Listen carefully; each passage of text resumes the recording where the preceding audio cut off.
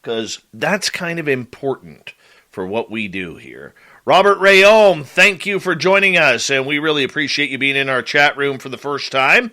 Hope you enjoy. Say hello to everybody. Get comfortable. Mennonite Abe, Bigfoot Anonymous, a.k.a. Connor Flynn. How you doing, buddy? How's the hair? Give us a hair update if you don't mind. We'd appreciate it. All right, we are caught up. Once again, the Super Chat is a wonderful way to support what we do on this show. It's Simon Wales' birthday, everyone. So let's give him a clap. There we go. Simon Wales right there. All right. We're going to kick things off here momentarily. As you can see, there's our man. Gary, you were frozen there for a second. I'm going to take you out and move you back in. I don't know why we got a frozen picture of you, Gary. But we're going to get going here in about 25 seconds. And, still frozen. I mean, it's a good pose. I don't know what's causing that freezing there. But, I don't know. Weird. Completely weird. I hope it's done on my end. We'll figure it out. Gorgeous L. Pepper. There you go. Big J, what's happening? And you know what? It's almost that time, everyone. Let's do us a favor here. We'll mute Gary here for a second. Horns up. Let's rock.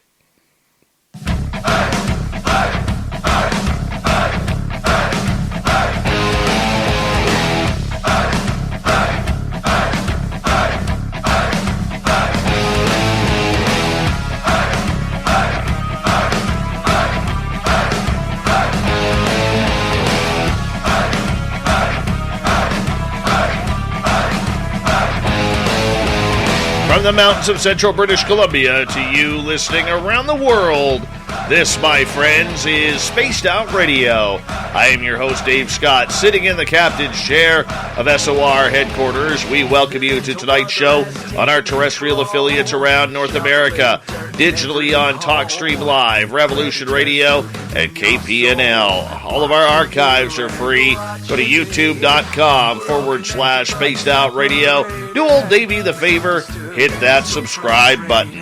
You can follow us on Twitter at Spaced Out Radio, Instagram at Spaced Out Radio Show, and now on TikTok at Spaced Out Radio.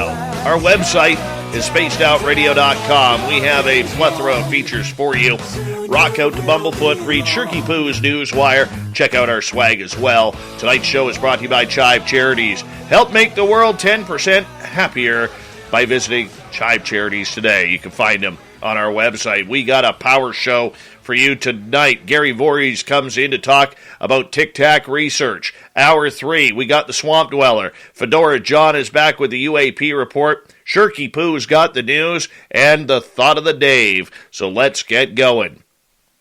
Gary Voorhis has a background in mechanical engineering and worked as an electronic and RF technician in the United States Navy. He was a fire controlman and Aegis Computer CEC technician in the Navy, but it was the week of the 14th of November, 2004 that changed his life. He was an eyewitness with many others on the U.S.S. Nimitz Tic-Tac events while on the U.S.S. Princeton. As a result, this experience, he has been interviewed for History Channel's Unidentified Inside America's UFO Investigation, and he is one of the co-founders of UAPx, trying to recreate the Tic-Tac phenomena in the Pacific Ocean. We're glad to have him here. He's a good friend of this show. Gary Voorhis, welcome back to Spaced Out Radio. Hey, thanks for having me back, man. It's very good. And I know you're tired. You know, you got a lot going on. You're on the East Coast, and I'm just a wide-awake West Coaster here, so I'm going to make sure that I do not yawn tonight because you might be out like that. But I appreciate it. Gary, first off, thank you for being a veteran and serving in the United States Navy. I know I'm up here in Canada, but we have a lot of our listeners in the United States and around the world, especially those veterans who tune us in on a nightly basis. So I just wanted to start off by saying thank you very much for your service for all of us in North America. Well, I appreciate that. And, you know, vets from all classes and all parts of the world. I know I've served and been over on some of the Canadian ships. They have an excellent Navy and armed forces also. For you, Did you ever think that after your naval career that your name would become synonymous with UFOs? Not in the slightest. I mean, I honestly never thought that the events from 2004 would ever see the light of day. Okay, so being the fact that you have this experience, and we're going to get into it a little bit deeper for people who may not be familiar with you, whether it's on our YouTube side or our podcast and radio side. For you being a part of this, what did you know about UFOs prior to this incident? X-Files.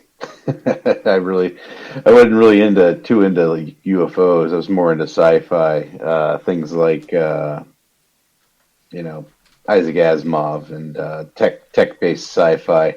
Wasn't really into UFOs. No, so you didn't follow it at all outside of X-Files?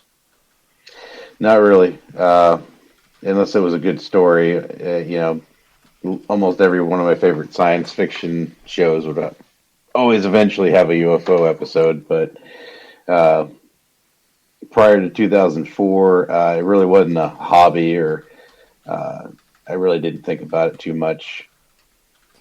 All right, so for people who may not be familiar with the Tic Tac incident back in 2004, let's go back, because I think many of us have heard the story, whether it's on mainstream media or whether it's on the hundreds, if not now thousands, of articles that have been written about this subject. But let's go back on the ship. Where were you when all of this started to occur?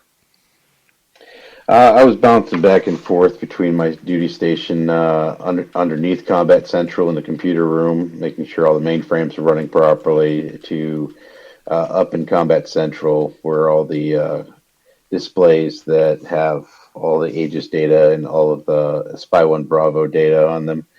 All those consoles were under my control, and I had to make sure, maintain, and operate all those consoles. So.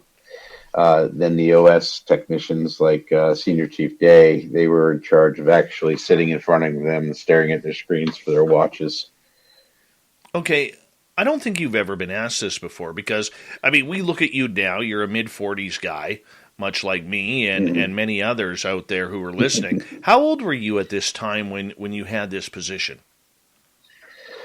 Well, early 20s. So, I mean, this is over almost 20 years ago. So here you are, a young man. You've already served overseas at that point, I believe, and then went again. And you're now having to deal with something. How did you first learn about these anomalies in the sky on this training mission? So you leave San Diego with the fleet. Am I correct in saying that? And I apologize, because I'm not a real naval boat guy. There's sharks in there, and I'm not going in there. Okay, so if I get some terms wrong, please forgive me. But you guys were stationed in San Diego, and then you guys went on a training mission with the fleet, correct? Yeah, so after 2 successful deployments in Operation Iraqi Freedom and Enduring Freedom, we were doing workups to get ready for yet another excursion back out into the Middle East. So whenever whenever you come back, you have to basically do qualifications all over again to make sure that everything is running good, that everybody's trained up. This would be a training session, mostly for the pilots, but everybody has an associated job to do during these situations. So it's a training mission for everybody. So we were going out to do what we call a CanX. It's where they go up and they kind of do flight missions, and they pretend to fight each other and engage each other in the air. And for somebody like myself, generally it's pretty boring. You just make sure the computers are running and you stay out of everybody's way. Then I got up one morning and they were saying, hey, we got unknown tracks, and we got to take the systems down at some point. And make sure that we don't have clutter, and just make sure that these things are real, because you don't want to go to the captain and say, hey, we got some weird shit, and it's going to be a long day if it's not real, or it ends up just being some type of glitch or something like that. And so we verify everything. Then we spend the next week on and off tracking these things. And then at a certain point, we were about to do flight ops in the very area that these things were flying. So we end up doing a F-18s. One of our F-18s does an interrogation on it. And then when they come back, they send up another set of F-18s, and they actually start filming it with FLIR pods, which then is the result of the now famous Tic Tac footage that everybody's seen, and they've plastered across Fox News and a couple other media outlets, and of course all over the internet, which then ended up also being debuted in, I think it was 2019, and the New York Times did an article about the event, because the pilots, one of the pilots came out public about it, Commander Dave Fravor, and from there it just kind of spread like wildfire through us that we're all there, and a handful of us came out in support of Commander Fravor, because this is a pretty dramatic event in all of our lives. So nobody wants to be the lone man standing there holding the post, so might as well get out there and help them. And it was honestly a big burden off my shoulders when I found out that it was public, because when you don't talk about it for a long time, and you don't really tell anybody about it, you get you kind of almost double take whether you actually saw anything or not, or whether you're just kind of nuts. So it was pretty reaffirming to know that it was all real.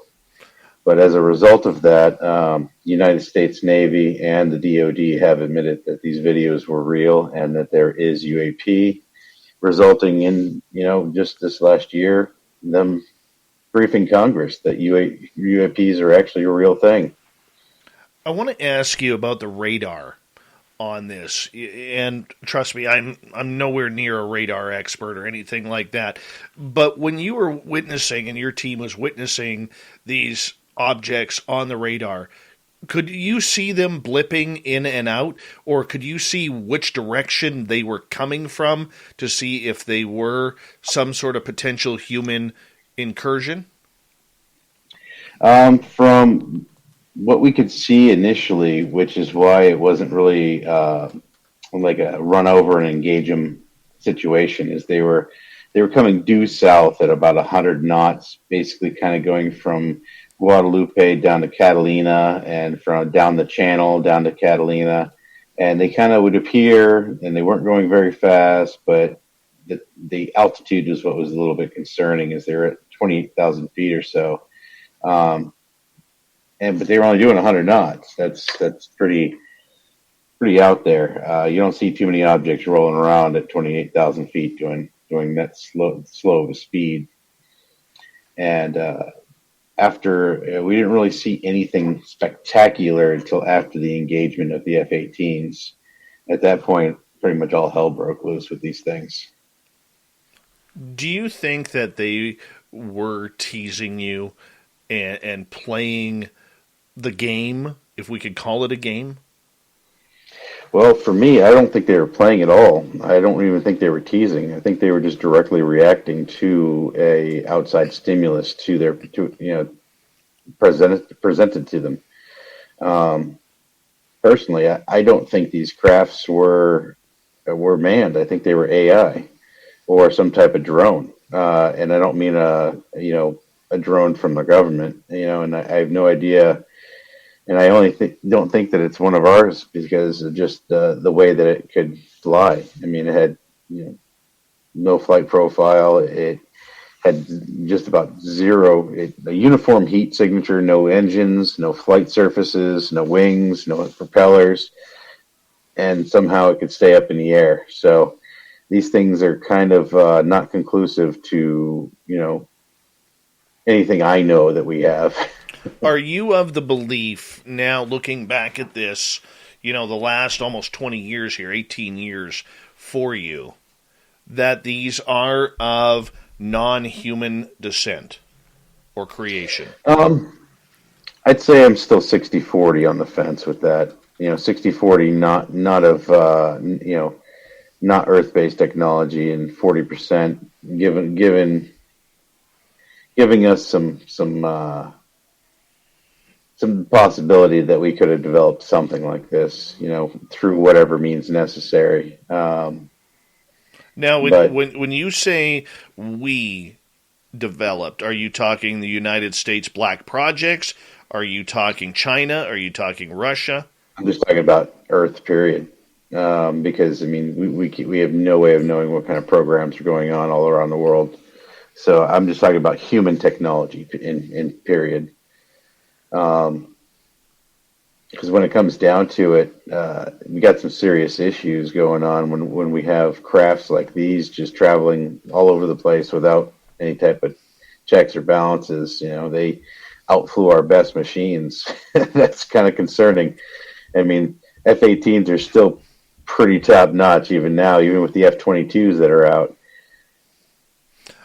Gary, I want to ask you, a lot of the idea behind this over the last 4 years is the word threat.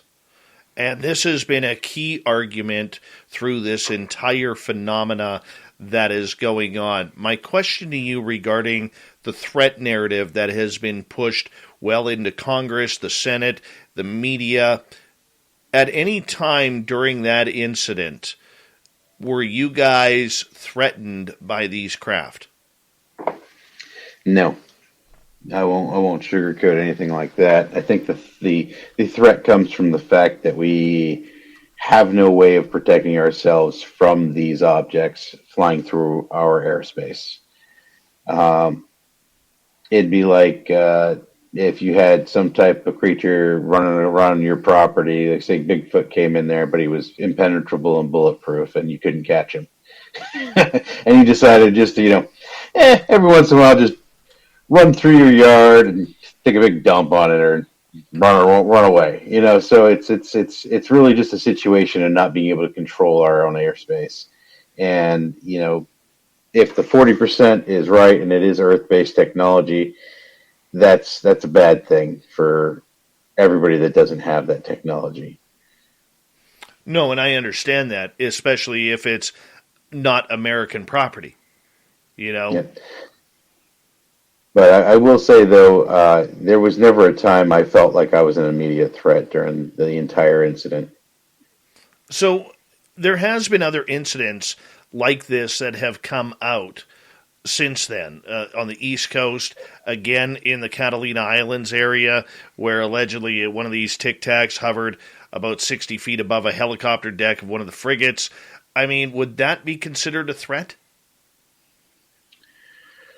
Well, it's still, objects that are not in our control in our airspace. So whether it's a swarm of drones from China, or whether it's a UFO from space or a UFO from underwater, it's still something that can't be controlled by us. And when I say control, don't get it twisted.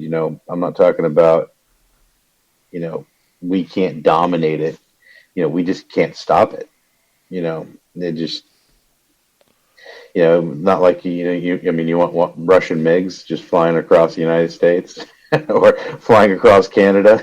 Nobody really wants their adversaries, just open, unfettered access to everything. And it's a little scary. The ramifications of it being off world are probably more scary than them being from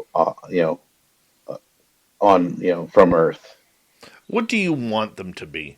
Are you hoping they are of human technology, or are you at the reality at the 60-40, like you said, that we aren't alone in the universe, which would be next to Jesus Christ himself coming down from the heavens, Gary, Yeah. The second biggest story of mankind's history?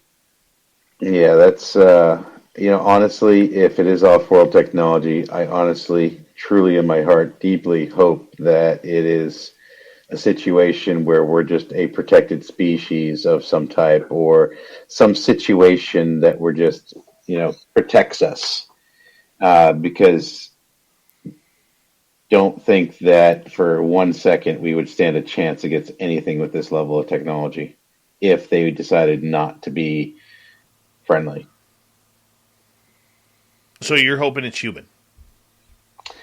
I'm hoping that whoever it is, that they have our best interest at heart.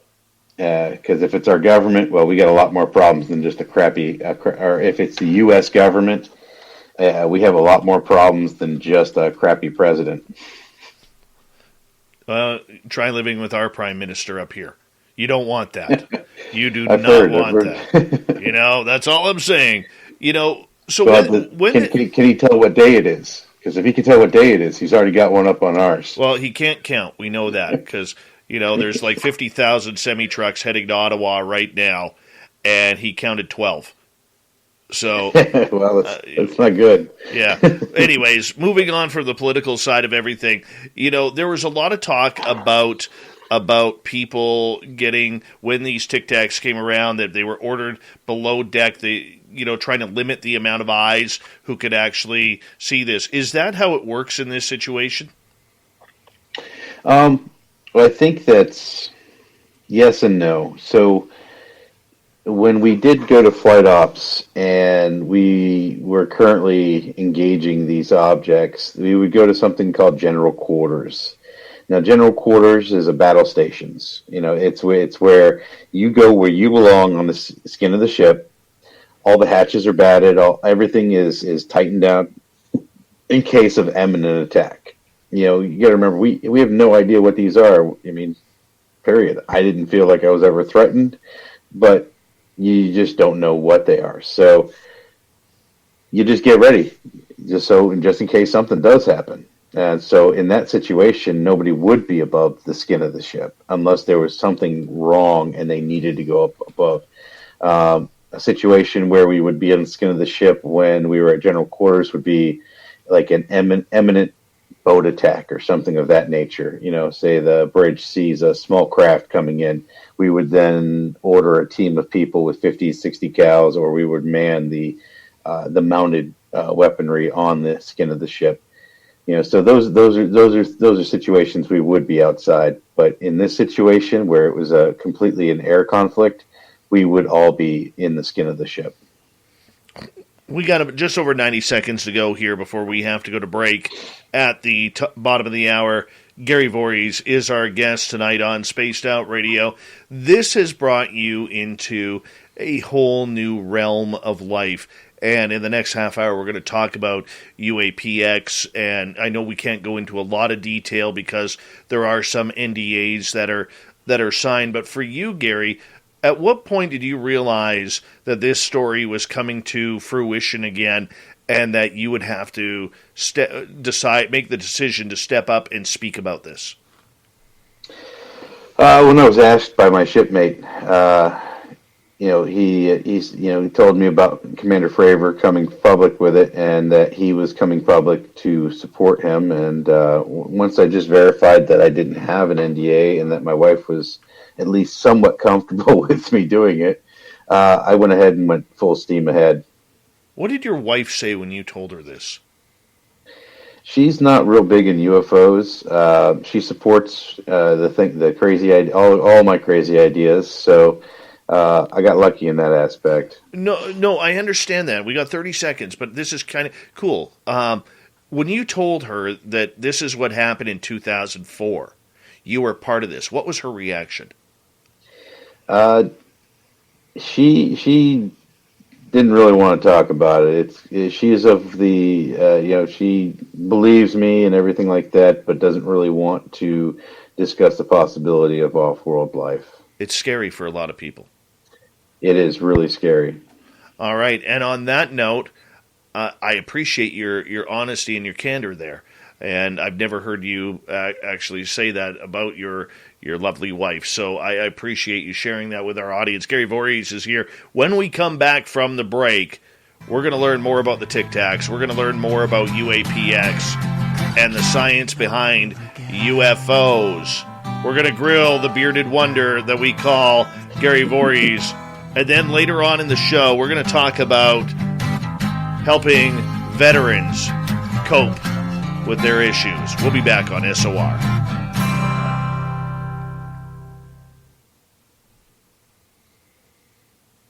We're clear. All right. Oh, well, you definitely back-to-back tonight. Oh, yeah. You weren't kidding. You keep me awake tonight. Oh, dude, you're on par for some good answers already, man. I just try to answer them as honest as I can, man. It's just how it goes with territory. I figure I just keep doing it that way, and it doesn't really matter how many haters I get. Michael Fontaine, thank you for your service, bud. Thank you for your service. Love it. Love it. Outstanding. Oh, yeah. Oh, yeah. I got a couple of Army vets in at the place I'm at right now. Very cool. Couple of Army Airborne. God bless them. God bless them. All right. We've got some time here. That's a nice golf shirt. Yeah, Jason gave me this. Well, very cool. Very cool. I'm going to get you some SOR swag. Definitely. Remind me to shoot you my address. Yeah, do that. Dave, when you play the guitar riff intro, is that you playing? No, that isn't me. That's Mr. Ron Bumblefoot Thal, formerly of Guns N' Roses, currently of Asia and Sons of Apollo. The man, the myth, and the guitar legend, all wrapped into one. It's a beautiful thing. That's awesome. Oh, and I love the new intro. That's the first time I saw the redone one. I don't know how new it is, but I'm digging it. Yeah, that one, Vincent, my video guy, has done a great job on. Fantastic job. Yeah, he outdid himself with that.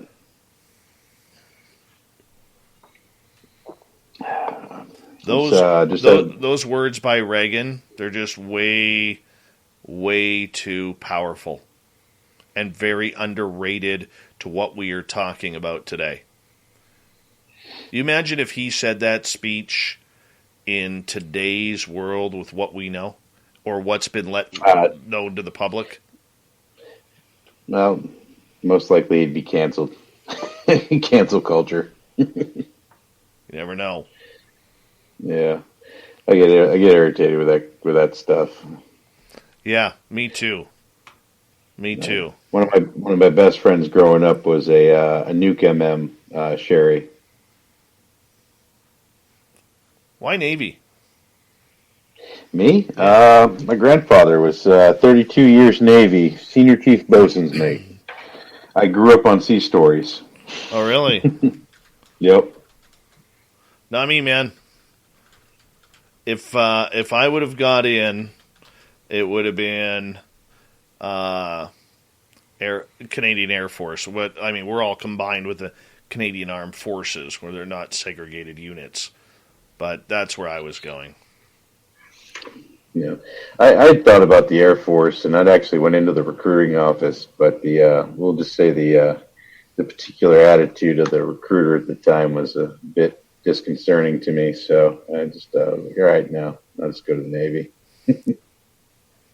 Don't blame you. Don't blame you. Well, since then I've met some great Air Force guys, but that particular guy, he's I don't know where the Air Force got that guy, but I think he was the bottom of their barrel. Mennonite Abe. Dave wants to kiss a megalodon. I want to go find a megalodon tooth in North Carolina. That's what I want to do. Tell you what, go to South Central Florida. I'm trying to think of there's a spot in Florida where you can actually go search for the megalodon teeth. Yeah, there's a place in Florida, and there's a big area in North Carolina as well. And I want to take my son there and go digging for them. Yeah. And when I've brought pretty much every kid in my family down to get shark's teeth over at this at the beach down in Florida, because you get these little net basket things, and you go down to the just where where where it first starts dropping off, and you take big baskets full of the sand and silt, and you pull like a handful of shark's teeth out every pull.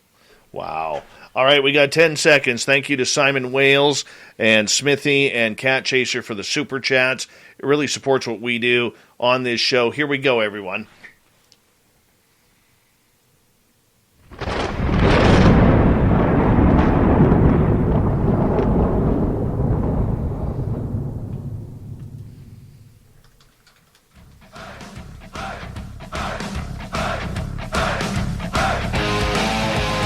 Second half hour of Spaced Out Radio is now underway. My name is Dave Scott. Thank you so much for taking the time to join us. We really do appreciate it.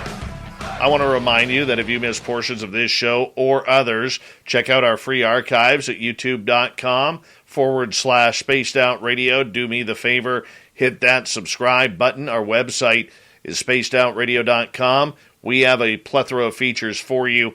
Rock out to Bumblefoot, read Shirky Poo's Newswire, check out our swag as well. Follow us on Twitter at Spaced Out Radio, Instagram at Spaced Out Radio Show, and now on TikTok at Spaced Out Radio. We continue on tonight talking Tic Tacs, U.S.S. Nimitz, UFOs, UAPx, one of the co-founders of UAPx. We have Gary Voorhis here on the show, and we appreciate you being here, Gary. Thank you for taking the time with us. Hey, thanks for having me back again. Oh, no problem. No problem indeed. Gary, you explained in the first half hour, and if our listeners missed that, you'll want to go back and check the archives on that one. But going through this, and right before the break I asked how your wife reacted, but for you, when all of a sudden you saw this entire story coming out and playing inside the public eye, where now everybody from every major newspaper and television station around North America, and if not the world, were following this story of these three videos, the Tic Tac, the Gimbal, and the Go Fast, and you're a part of one of that.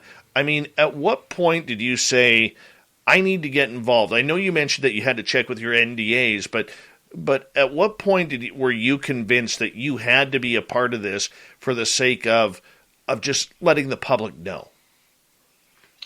Well, when Senior Chief Kevin Day had contacted me, him and Dave Beatty were already working on a project to try to catalog as much information as possible, and try to find other witnesses. Honestly, the only thing I was honestly waiting for is just the blessing from my wife, because I had been thinking about this for so many years. I had, basically just been driving myself mad trying to figure out what these things are by myself. And I was happy that it was, I was relieved. I was happy. It was like an entire weight had been lifted off my shoulders. Like when coming out public about it, it's kind of like, see, guys, you can talk about it now. I wanted to make sure everybody, so else could feel that same way. And even if they had to vicariously live through me, that was fine. As long as it was out and that it was public and that we weren't all nuts. Was it a good point of mental clarification? It definitely was.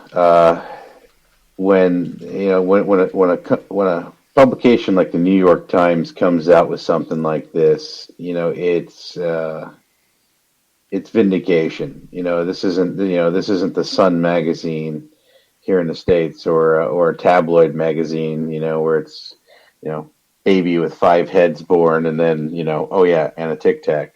This is a mainstream publication, so it was honestly a little overwhelming that such a prestigious paper would even do an article like this. So that just shows you how serious the situation became, and how credible it ended up being. So then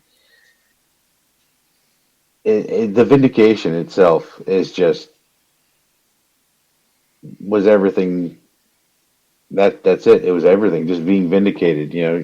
It's not just you got too many drinks in me story anymore. Oh, I hear you. I hear you with that. Okay, so let's continue on here because after this incident and after the play, if my timeline is correct, you and Kevin Day, who has admitted to suffering PTSD from this event and everything that's gone on, and we'll get into a lot of PTSD stuff later, started the UAPx. Prior to that, and even until this day, you guys continue to be attacked by a lot of people in the UFO world regarding the credibility of these videos, of the fact that you didn't see them with your own eyes, you were just looking at blips on a computer screen. I mean, how have you handled the critics who say you didn't see what you saw? There's no way this exists. You just want your 15 minutes of fame, so on and so forth. Yeah, tough. I did see it with my own eyes. I saw the entire video. I saw the better video that you never got to see. I got the 10-minute video that, it basically was the same video, but you also got to see it turn. You got to see a side view of it. It still didn't have a very clear defined where you could see the little legs that Fravor was talking about, but you see dark spots where those were. It was twice the resolution of the Tic Tac video. So I'd say that I can stand as a witness to what happened that day. Are you surprised that there has been as much high criticism from people in and around the UFO world? No. Why wouldn't there be?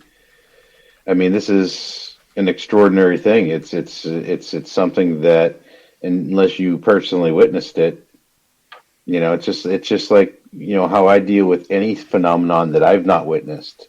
I'm try to be very polite to anybody, but I'm a skeptic to just about everything until I personally witness it. Do I think things are highly probable? Yes or no? It all depends. It depends on the person, depends on the situation. And I'm not surprised that this scares the shit out of people, because if this is real, it means that a lot of things that you may think are not true. So getting back to you and Kevin Day, and Kevin, who's really been affected by this, which he has taken personal criticism on from many people in the UFO world, trying to say, how can you have PTSD over watching videos? You started UAPx. Why? Both of you. Because we wanted the answers. We were denied the radar data. We were denied, any of the longer footage. We've been denied, any collaborative footage other than that small Tic Tac video. And since we couldn't get it from the government, we decided to go get it ourselves. It started as a pipe dream, and then, now it actually is a reality. So it didn't even occur to us that we couldn't do this. That this just seemed to be the next natural step in the evolution of us. And as for PTSD from seeing a video, if you see a video that shouldn't be in existence and do things that shouldn't be able to be done, it kind of breaks your psyche. Sorry to tell people. Well, I remember Kevin when I interviewed him 2 years ago at UFOCon 2022, or 2020, pardon me. He stated that the reason why he felt he had PTSD over this was the fact that he didn't know what it was. And it was his responsibility and on his shoulders alone to protect the entire fleet, because that's what his job was. And please correct me if I'm wrong on that, or maybe I'm misconstruing something. But I mean, that's a lot of stress when you have objects in the air, you don't know what they are, you don't know where they're from, whether they're friendlies or not, and you have literally thousands of people riding on your shoulders because you're the top radar guy. Yeah, when you can't perform that job and you have no idea what it is, that's gonna break anybody. It's just like, think of it like a soldier that went out and his whole recon team that went out and couldn't get the recon, and then somebody just decided to just take a stroll through our through our camp and didn't get caught. So yeah, that can break somebody's psyche. Is it because the 99.9% of us who will never be in that position don't understand the stress? Is that a fair comment? I don't believe anybody can understand the stress until they're in that position. And it's not even just the stress of the fact that he couldn't identify the object. It was a stress that the fact that this object couldn't be stopped, it couldn't be identified, it outflew our jets, and basically, in the same respect, it's his job to control the airspace. That in that day, that airspace could not be controlled. And then you see the video of it. I mean, there's no way in hell you can be right after that. I hear you. All right. So why start UAPx? But like just like we've always said, we got to find answers. We got to get our own data. If hell or high water, we'll figure out what, at least as much as we can about this stuff. We're going to keep growing the company, keep growing our capabilities, and we're going to find out what exactly these things are: friend, foe, on-world, off-world. Basically, I'll be. This is something I can tell you. If this company ever folds up, it's on World Tech, because that would mean that we got too close and they shut us down. So, in that case, I think it would be a safe assumption that it was the government. But that would be a situation where they knock on my door and they say, "Mr. Voorhis, it would be in your and your family's best interest for you to shut down UAPx." At that point, I would absolutely resign. Well, I mean, you just can't fight the government. That's just. Oh, hey, I can fully tell you, Gary, if the Canadian government came up to me and said, "We will pay you X amount of dollars to shut down your radio show because we're tired of hearing the pressure that you're putting on us to talk about this subject, and here's a check, and it pays off my mortgage and my kids, a little bit," I'm gone. I make no bones about that. I don't mind saying. Yeah, I don't either. I doubt that they would pay me. I think they would just threaten me. Yeah, well, different position, right? But I mean, and I'm not even saying that gently. They came to me and said, "Hey, we'll shut you down, and here's a check for you to go away." Oh boy! Until then, my vets and the scientists that all have volunteered their time for this project, we're going to keep plugging away. I mean, that's a lot of the reason why after this interview with you, we're going to go dark for a while so we can focus on our research. We have so much to do that, honestly, the social media and the interviews and these things are just they're a distraction right now. The distraction how? Well, the more we're in the media, the more we can stick our foot in our mouths, the better, the worse off we could be. So I think we all, as a team, we decided that it was just best for us just to focus on the company, grow the company, do our research, get some white papers out there for publication, do the things that we're promising to do so that we can be successful. And I think that in the long run, that's going to be better for our community. In the last number of months with UAPx, you guys made no bones about it. You guys did go out into the Catalina Island area, and I do realize that there is a lot you cannot say regarding that due to specific NDAs with media companies and other companies and whatever. And I'm more than willing to respect that. But what was it like for you going back out there to try and recreate that scene? Honestly, it was the best thing that had ever happened to me. I felt I finally was doing what I was meant to do on this planet. Leading the team of guys in the expedition and the camaraderie, the way that we were able to work together, it was honestly the closest thing to magic that I've ever experienced in my entire life. I knew from then on that this is what I want to do for the rest of my life. Was that just being back on the sea, or was that just the entire intention of the project? It was the team doing the actual research, collecting the data. That was where it was at. I unfortunately still have to be very vague because it would get into details of the movie. So, we're not even really allowed to talk about the movie anymore. They're kind of getting down to the nitty gritty now, and they're putting us on lockdown with this NDA. But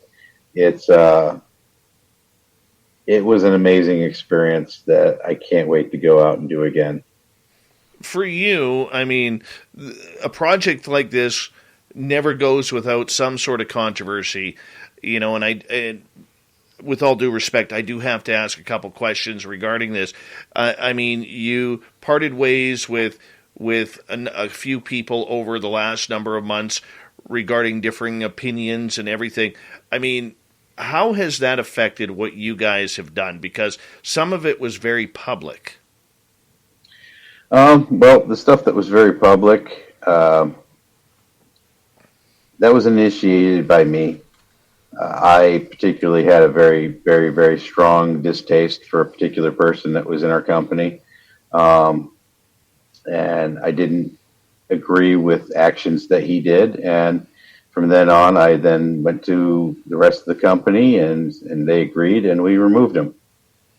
And then there was another situation where, people come and go. You just got to keep moving forward. It's a company like any other. We're going to have people come. We're going to have people go. We're going to take hits. We're going to not take hits. We're going to, that's just how it is. Okay. You've also taken a lot of criticism about teammates that you do have on their online persona. Have you nipped that in the butt? As best as I can. He's still an asshole. Excuse me if I can't say that, but he'll know exactly who I'm talking about. And you know what? He has done better, but he's always going to be opinionated. He works very hard for my company. He has probably done, singly, he has done an amazing job in a lot of the things that we need him to do. And I can't go into details just because it's intercompany stuff, but he works his butt off for us. He is a good person, and if anybody even gave him half a shake to decide to sit down and talk to him in a non-hostile situation, they would see that too. Okay, one of the things that you did lose this year was one of your major tech guys, and I apologize, his name is off the top of my head right now. But, I mean, how do you bounce back from somebody who was allowing you to use literally hundreds of thousands of dollars worth of equipment in order to, regain what you have to do? If all of a sudden, say, A&E calls up or Discovery Channel calls up and says, we want this on a frequent basis. You just go out and get new equipment. I don't know what kind of complicated answer people want, but that's it. Business goes on. It was a hit. You move on. You do the best you can. You get new equipment. That's all you can do. As simple as that. Yep. There's no big thing about it. And I wish him the best. He was extraordinary when he worked with us. He decided to, do his own thing. It was an opportunity. He helped us out tremendously, and now we move on. That's it. How do you fill those positions? Because, there's a few positions there. You don't. The board of directors that's acting now is going to be the only active members of UAPx. From now on, we decided that instead of just bringing a crap load of people on, that we bring people on with special skills as consultants. If they end up being invaluable at a certain point, then we probably might vote them on the team. But we're just going to keep the team small and just, ask the community for things that we need. We're going to, if we need a particular type of analyst or a particular type of scientist, we're just going to put out that we're looking for a volunteer for that. And if we get one, cool. If we don't, I'll just learn the damn thing. Okay, and you know what? I admire your attitude regarding that, because social media can be crass, it can be rude. I've had shots fired at myself. Friends of mine have had shots fired at them, and it's not a fun place. So basically, what you're doing is, if I read this correct, with UAPx is right now you're keeping the team small, circling the wagons, waiting for the opportunities to arise when you can go public. Now, when do you plan on going public with the UAPx findings from your trek back into the Pacific? Once those findings are finished being finded. We got a lot of data to go through still. We've got some really good stuff right now that we are currently writing up, but that's just a small amount of the data that we've gone through. Not saying that we could go through everything else we have and have nothing, but I have a feeling that that's not going to be the case. So as we get stuff, we will be releasing it. So as we release a white paper, we'll definitely have a, full write-up about it. We will provide that data to people. We will be providing it for other people to peer review those particular things. And then as we find it and analyze it, you're going to get it. So once we're out from underneath the NDA and the whole situation is wide out in the open, and we can be more candid about the things that we are doing, we will be. The one good thing about our company is we really don't have anything to hide. We won't go into people's personal business or personal workings of the company itself or interpersonal relationships.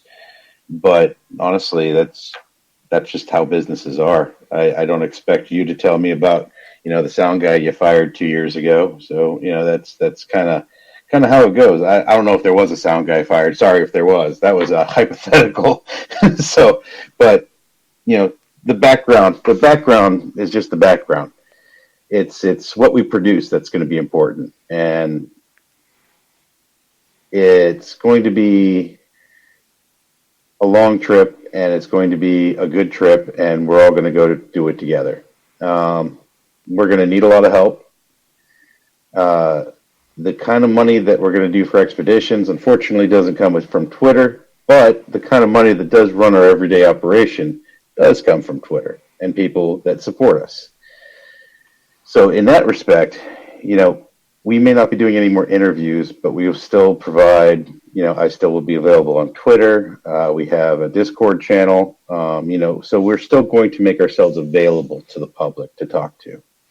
The scientists that you have involved with this project, how important is it for you guys to have those key members dissect and decipher the information for peer review, as we got about 40 seconds left?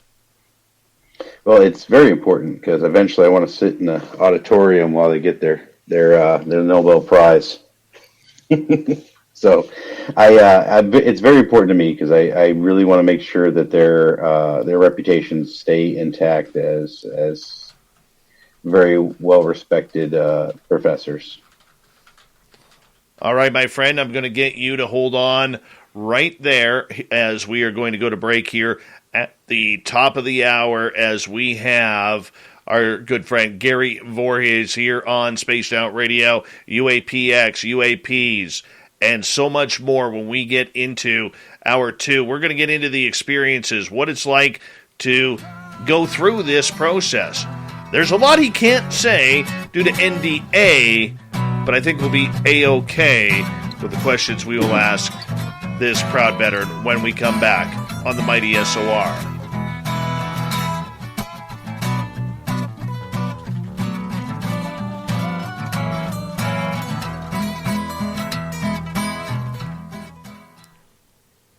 All right, buddy, we got 6 minutes. All right. 1 hour down. Hey, I made it through one. We'll get you through the next one. Only for you, brother. Only for you. Appreciate that. It was bad, Mennonite Abe. It was terrible. It was terrible. What is it? My rhyming. Apparently, Mennonite Abe does not like rhyming.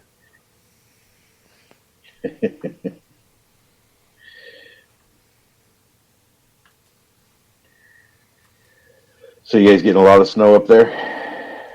Yes. Yeah, I guess there's supposed to be a nor'easter coming in right where I'm at now. I really don't need any more snow. I'm just hoping that the storm holds off long enough for me to fly home on Friday. No kidding. Oh, I miss my family so much, dude. It's been 2 weeks, and I'm ready to be home now. I don't blame you.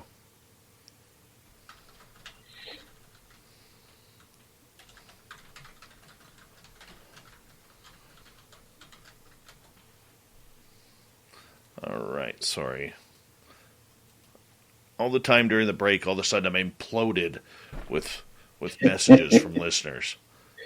It's like, oh, no.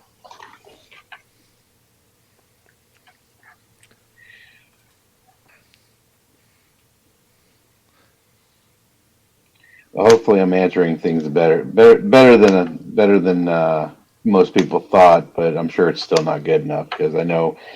I honestly I can't wait until we can speak more candidly about things. So it's just a waiting game. Just be patient, smile, and keep working.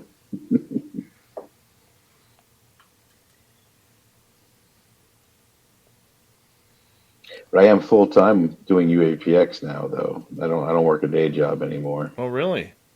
When did you make that change? It's been about 4 months, I think, now.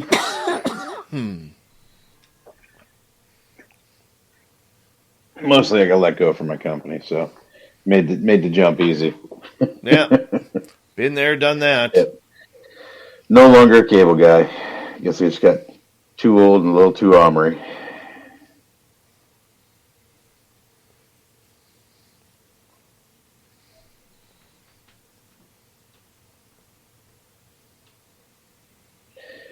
James, you think it blows your mind? Try being there when it happened. I'd say a good third of my PTSD is just from knowing that these things exist.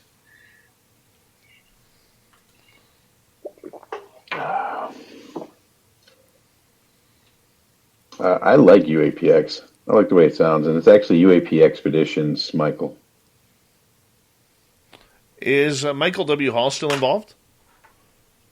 Oh, yeah. Yeah, he's still kicking around. Love Michael. He's a character, man.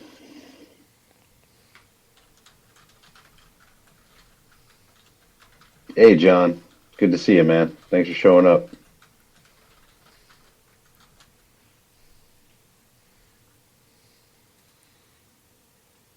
Yeah, I saw an aircraft that could do around Mach 25 with no wings. You should worry about that, Abe. Anybody else come on in here? Callie, that already happened. Yeah, they can't release the information. Yeah, we can't talk about it, though. Not yet. They're NDAs.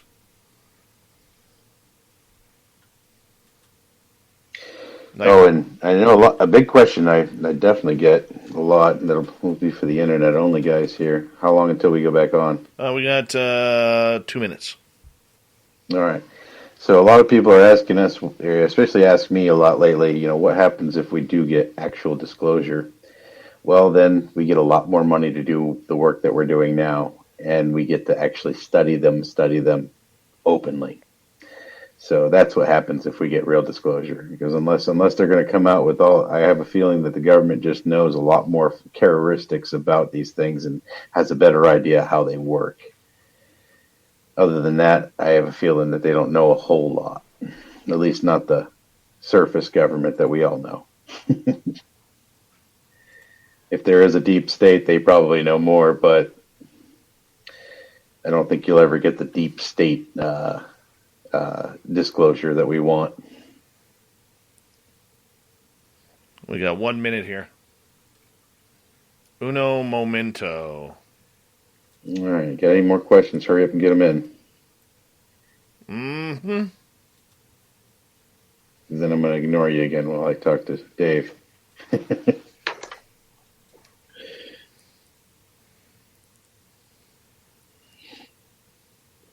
Nope, doesn't mean never. It just means I signed something that said I wouldn't do something until a certain time. Hi, Nikki in Seattle. How are you?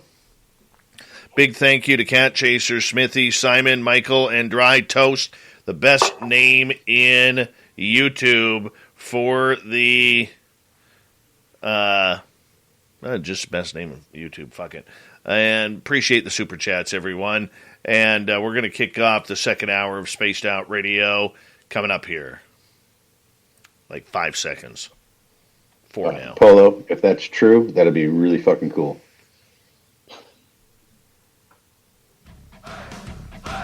You're listening to Spaced Out Radio with Dave Scott.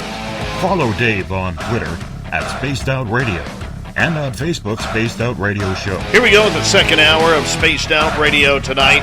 My name is Dave Scott. Thank you so much for taking the time to join us. We really do appreciate earning your listening ears wherever you are on this beautiful planet we call Earth. Hi to everyone listening in on our terrestrial affiliates around North America, digitally on TalkStream Live, Revolution Radio, and KPNL. All of our archives are free. Go to youtube.com/Spaced Out Radio. Just do old Davey the favor, hit that subscribe button. The Desert Clam has set the password for tonight in the SOR Space Travelers Club. Fabaceous. Fabaceous is your password. Use it wisely, Space Travelers, as the Clam sets a password each and every night right here on Spaced Out Radio. Our website is spacedoutradio.com. We have a plethora of features for you. Rock out to Bumblefoot, read Shirky Poo's Newswire, check out our swag as well. Follow us on Twitter at Spaced Out Radio, Instagram at Spaced Out Radio Show, and now on TikTok at Spaced Out Radio. We continue on tonight talking about UAP expeditions. This is a very, very good cause, trying to figure out what in the heck these tic-tac objects are and other anomalies flying in friendly skies. Joining us tonight, one of the co-founders of UAPx, Gary Voorhis, who is also a part of the 2004 U.S.S. Nimitz tic-tac incident. Gary, welcome back. Hey, good to be here. I just want to touch quickly on what we talked about earlier regarding the changes that have been made to the lineup. And you know what? Lineup changes are going to be made. I've made changes, many changes over the time of this show and continue to do so. I mean, because there is always something that comes up that you either don't want in public or what have you. You know, for you in general, the way this has played out over the last number of months, have you ever thought of just, stepping back and saying, man, I don't want to do this anymore? Yes, absolutely. To be in charge, it sucks sometimes. There's, we've gotten down there and not known where the next dollar was coming from, or there were so many things going on that I just it was too hard to process. And then I'd sit back and say, man, I probably should just stop putting my family through this. I should stop this is a lot of stress for not a lot in return. I should probably just resign. Just let these guys do what they want. And, I'd be a liar if I said I never thought that. And, even the guys, if they're watching this, are probably going to be like, what? But it's stressful. Kevin was running this ship for a while. Kevin had to step down due to health issues.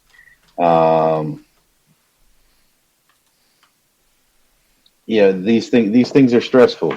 Everybody looks to you for, the final say or the big opinion. So absolutely, yes, I've thought about quitting.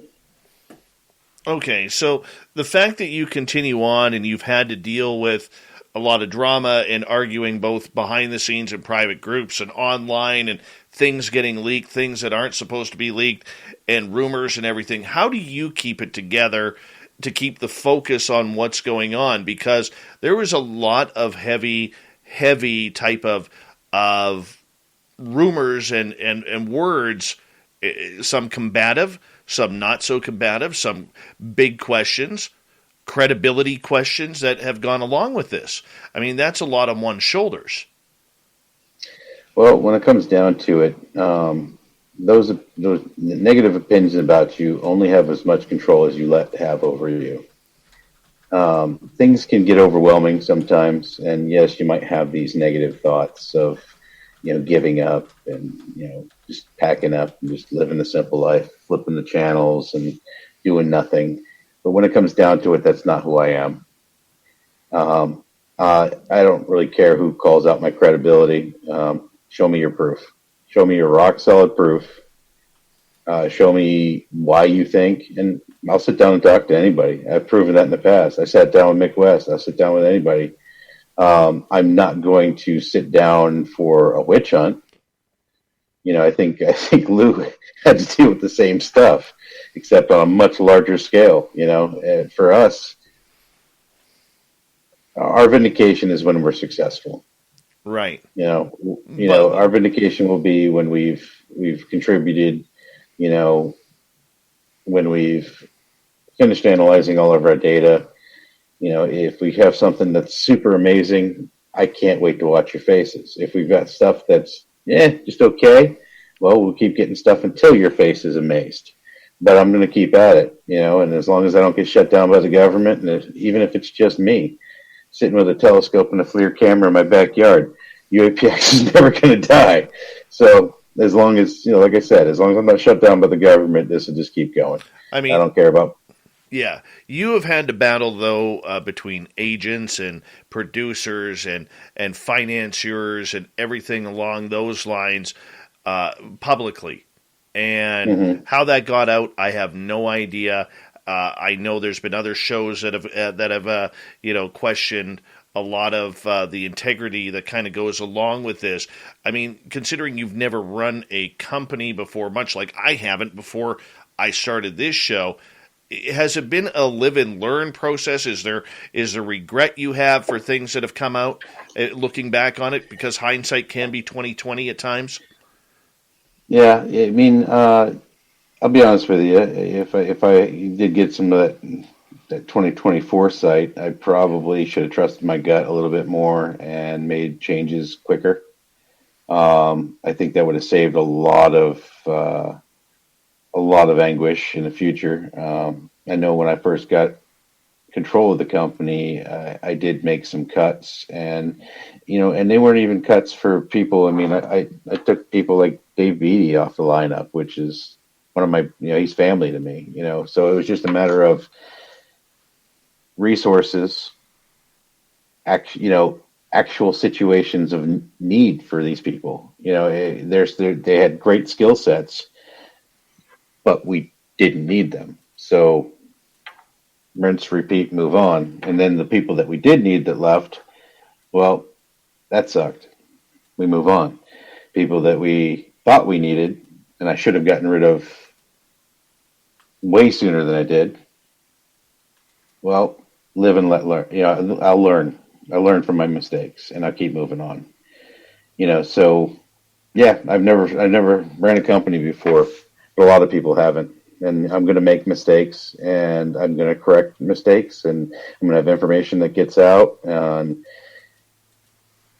just keep moving on. I mean, unfortunately, that's just going to be always the answer when it comes to any problems, because there's never, ever, ever going to be a problem. There's only solutions that I haven't thought of yet.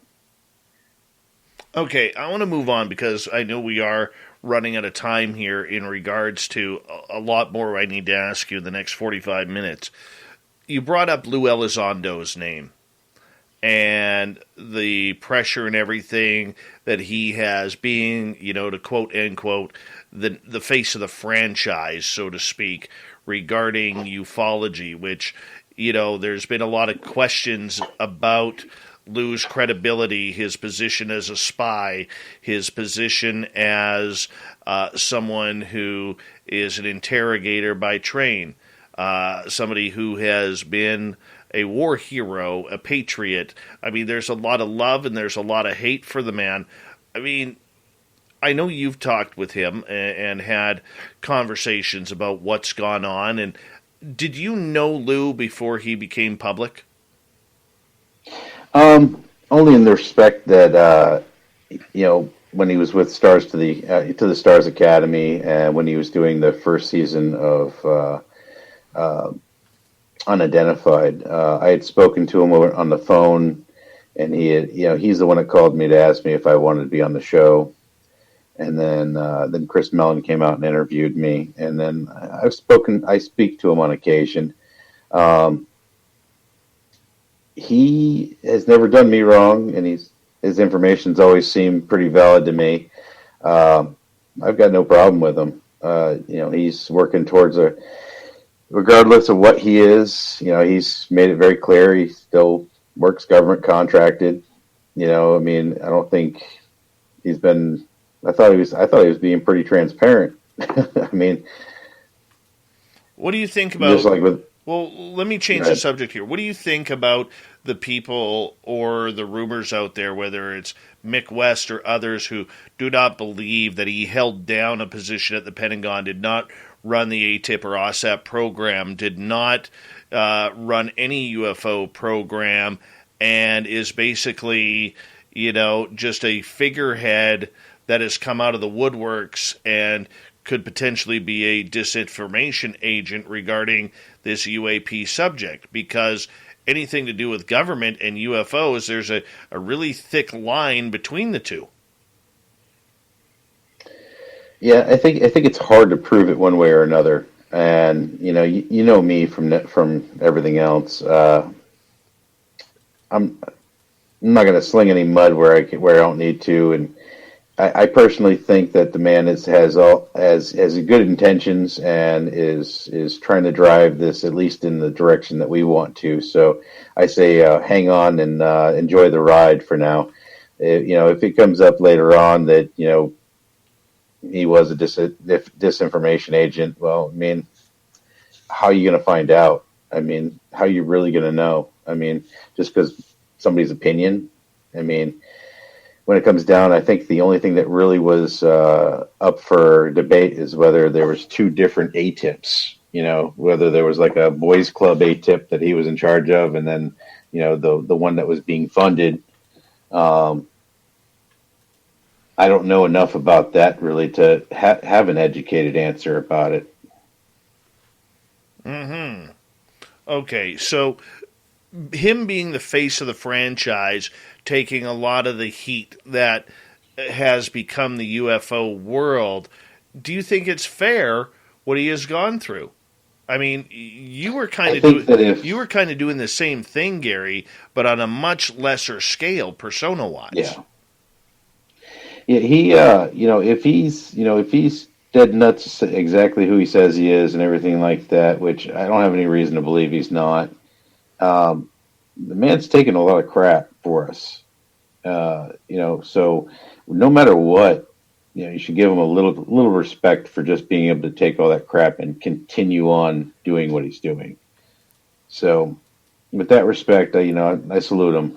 Keep doing what you're doing. Keep paving the way for guys like me.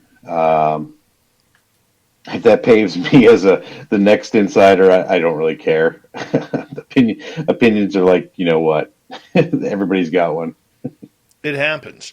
It really does. Let's get to some audience questions here. Magician All right. Joshua is asking, he says, first off, thank you for your service.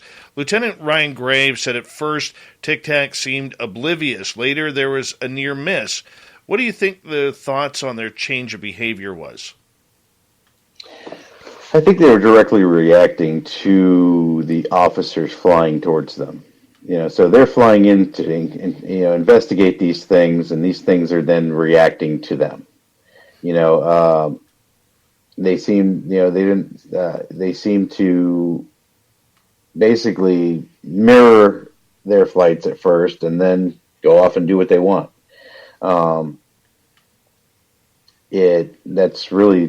That's all I can say about it. I mean, that's the only thing I really observed, is the fact that these things just really didn't do anything. They were very benign until they were engaged.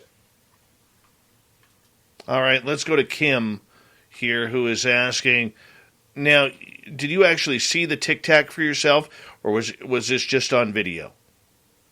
I did see the full video, and if you count seeing them way the heck away on the horizon through the big eyes, I did see them through the big eyes. What'd they look like through the big eyes? A speck that moved really weird. And basically, when you're looking at one of these specks, until it actually moves in a very, in either straight up or they would just disappear instantaneously, you really wouldn't know you were looking at them until they moved. When they moved, I'd know for certain that I was seeing one. Kind of like all the blurry videos that you get to see online. No, I can fully understand that. I'm just thinking, like, here you are. When this It is a little bit more accurate, though, because I am going down to the radar scopes, finding the bearing, the elevation. Right. I know exactly where it is in the sky, so I did have that advantage. Okay, but when you look through the big eyes to see these little specks, were you guys, when these started coming in, almost put into a battle-ready position, or any type of security that was called on? I apologize, I don't know the wording, okay? I apologize. I was geeking out, but it was a very casual attitude with the chain of command. We weren't in a aggressive posture. We weren't until we engaged. Everything was just business as normal. So you were allowed on the deck, or no? Yeah. Oh yeah. Now, depending on who was on the bridge, is whether you got to go out to use the big eyes. Because if certain people were on the bridge, they were very observant, and you couldn't slip out there. Ironically, if Mr. Sean Cahill was on the bridge, I went nowhere near the bridge because Mr. Cahill arrested me once. Really? Really? I didn't know that. Well, when we first got back from our first deployment, I was going through a messy divorce and had done some shenanigans where I was had an unauthorized absence for quite a while, and he was sent to retrieve me. How many days in the brig did you get for that? 0. I was the only Aegis Computer technician on that ship. And I kind of covered my ass, and we won't go into the reasons why. Nicola is asking, why do you think the government wants to keep this phenomena a secret? Because of their ignorance. I honestly think that the general government itself, which when you say the government, are you talking about the federal government? Are you talking about the CIA? Are you talking about the Air Force, the Navy? You see where I'm going with that? there's a lot of hands in this cookie jar. So just to say why the government wants to cover it up, the government wants to cover it up because they don't know enough, and it will show just how ignorant they are. CIA, the individual agencies that have studied these things in depth, well, it's all about information. You have the information is valuable. Let's go to Nicole here. Gary, what's it like working with a female powerhouse like Caroline? She is a very demanding person, she knows exactly what she wants, and she goes for the gusto no matter what. It's been definitely a unique and enlightening experience working with her, and we made it was something I wouldn't trade for the world. All right, let me get to another question here. That Caroline Corey is who we're talking about here, and is she still involved? Yeah. We're going into places where I can't talk, though. Oh, okay. I just thought I would sneak one in there. See if you could catch you off guard. Yeah. Catch you off guard there for it's my job. Carolyn's a sweet lady, and we enjoyed working with her. Right. The expedition, and I know I got to tread carefully with this as we get to more audience questions here in just a little bit. The expedition that you guys did, that you guys went back out to Catalina Island, can you give us any tips on how that came together? No. Unfortunately, that's a dead no. I can't talk about that at all. Okay, so you did mention. I can tell you. Go ahead. I can tell you how the original idea came together with me and Kevin. Sure, do that. All right, so Kevin had called me about starting UAPx, and he originally had the idea to charter two boats and go out and have sonar towed arrays and have U.S. The underwater UAPs and all kinds of stuff until I made a budget, and we realized that's heavy. Very, very, very, very, very expensive. I can understand that. So we did change plans, and everything kind of our plans we spent 3 years planning it. So okay, so you did mention earlier on that you did go out back to Catalina Island, and in that area, for those of us who've never been there, how far is it from San Diego? How long did it take to get to that area? From San Diego, it's probably a couple hours away by slow trot. I did get to go back out there for filming Expedition X at the beginning of the year. So last January, I was on the island personally. I did get to scout the island out pretty thoroughly during that time. Anything after that is under NDA because it starts to fall in under the things that we may or may not have done with the movie. All right. Is there a possibility if I was to assume that there were findings regarding the expedition? I don't think we would write up taking a vacation. We got 1 minute to go here before we got to go to break. At the bottom of the hour, Gary Voorhis is our guest tonight on Spaced Out Radio. Topic of change here. Your own experiences after this happened. Have you seen more UFOs? Yes. Is that something you're comfortable in discussing?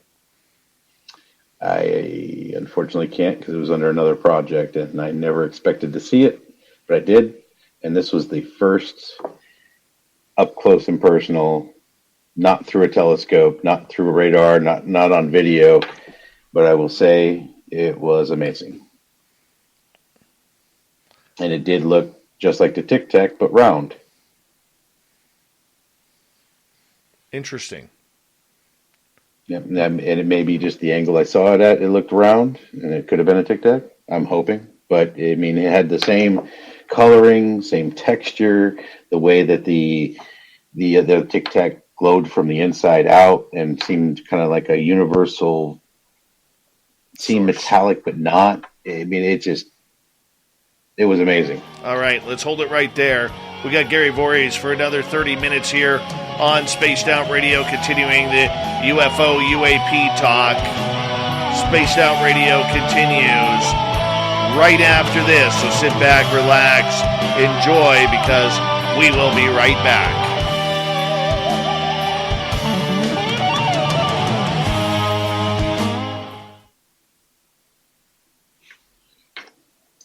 All right, there we go. We're clear. All right, Kim, no, I've never seen a being other than the things that are on our planet. Calliope, if Gary could say, does this mean Gary didn't see a Tic Tac on the UAPx Catalina trip? I don't think he can say anything to do with that right now. No, I can't. Greg, I'm just trying to go back. Greg is asking, why did it take a few days to engage? You'd have to ask my superior officers. To be dead honest with you, I was E4 at the time, which basically means I was not in charge of anything other than the computers and running stuff. I had no operational pull. I was not very important when it came to chain of command, and you would have to ask my captain. Has he ever come? Has your captain ever come out publicly on this? Nope. According to him, nothing ever happened. He went that way, eh? Yep. Yeah, he wanted nothing to do with this. He didn't really want to do anything even when we were there. Is he pissed that all of you have come out? I don't think he cares. I'm pretty sure he's just in a cushy job somewhere at this point. So I think he's just all right. Stryber said in an interview, military people who interact with UFOs sometimes have their family members start having experiences. Did that happen to me? Not that I know of. A lot of my family is kind of crazy anyways, so I'm not sure I'd believe them. Yeah. Then let's see. Do you believe in underwater alien bases? I think it is highly plausible, but if they're not bases, then they would be refueling depots for hydrogen-based some type of cold fusion. Game Vet is asking, where's the data? Radar, sonar pics, videos. The 3 videos don't show anything. They do show a lot to the skilled eye, and your guess is as good as mine where all that data went. Number of questions about Sean Cahill. He's on his own personal media blackout. He's writing a blog for Medium, and at this time doesn't feel that he needs to say more. Sounds good to me. I'm about to do the same. I will say this, that the invite has been passed to Sean Cahill for the Las Vegas party. And he's going to try and make it. He wants to be there. So I don't know if he's going to be able to make it. I'm hoping he will make it. Fingers crossed that we could get Sean Cahill back in front of SOR soon. Nice, good people, but you got to remember the public, and especially UFO Twitter and everything like that. It gets to be too much sometimes, and you just got to pull back and do your thing for a while, and then come back reinvigorated. I have no idea. I've spent a lot of time away from the family this year already. I know that's in April. As a matter of fact, my birthday is the 25th of April. So if anybody wants to get me a gift, no. But if it is all possible, I will try to be there. Well, you are invited. You are invited. What's that? You are invited. I appreciate that, sir. Everyone's invited. We love Gary. Everybody's invited. I thought you would get I that. know. Yeah, I know a lot of sailors won't come forward, and I know why. There's still too much of a stigma left on it. A lot of people either have their own businesses, a lot of people are still working for the government, and some of them are still actually active duty. So, but I hope in my heart that some more come out. I really thought, after your incident, many other incidents that became public, I really thought that we would see the floodgates really open. Well, I mean, look at what we've got in just the last 5 years, though. I mean, compared to what we got for 70 years, that is kind of like the floodgates. I mean, we've literally have Congress being briefed about UAP. I mean, that's amazing. I mean, no matter what anybody says, that's absolutely amazing. Even if they're just giving bullshit, it's still, they admit they're real. That's big. Trust me, I know that. All right, man, we got like 10 seconds left. Thank you to Magician, Michael, Cat Chaser, Smithy, Simon, Michael again, and Dry Toast for the Super Chats. Here we go with the final half hour with Gary here, guys.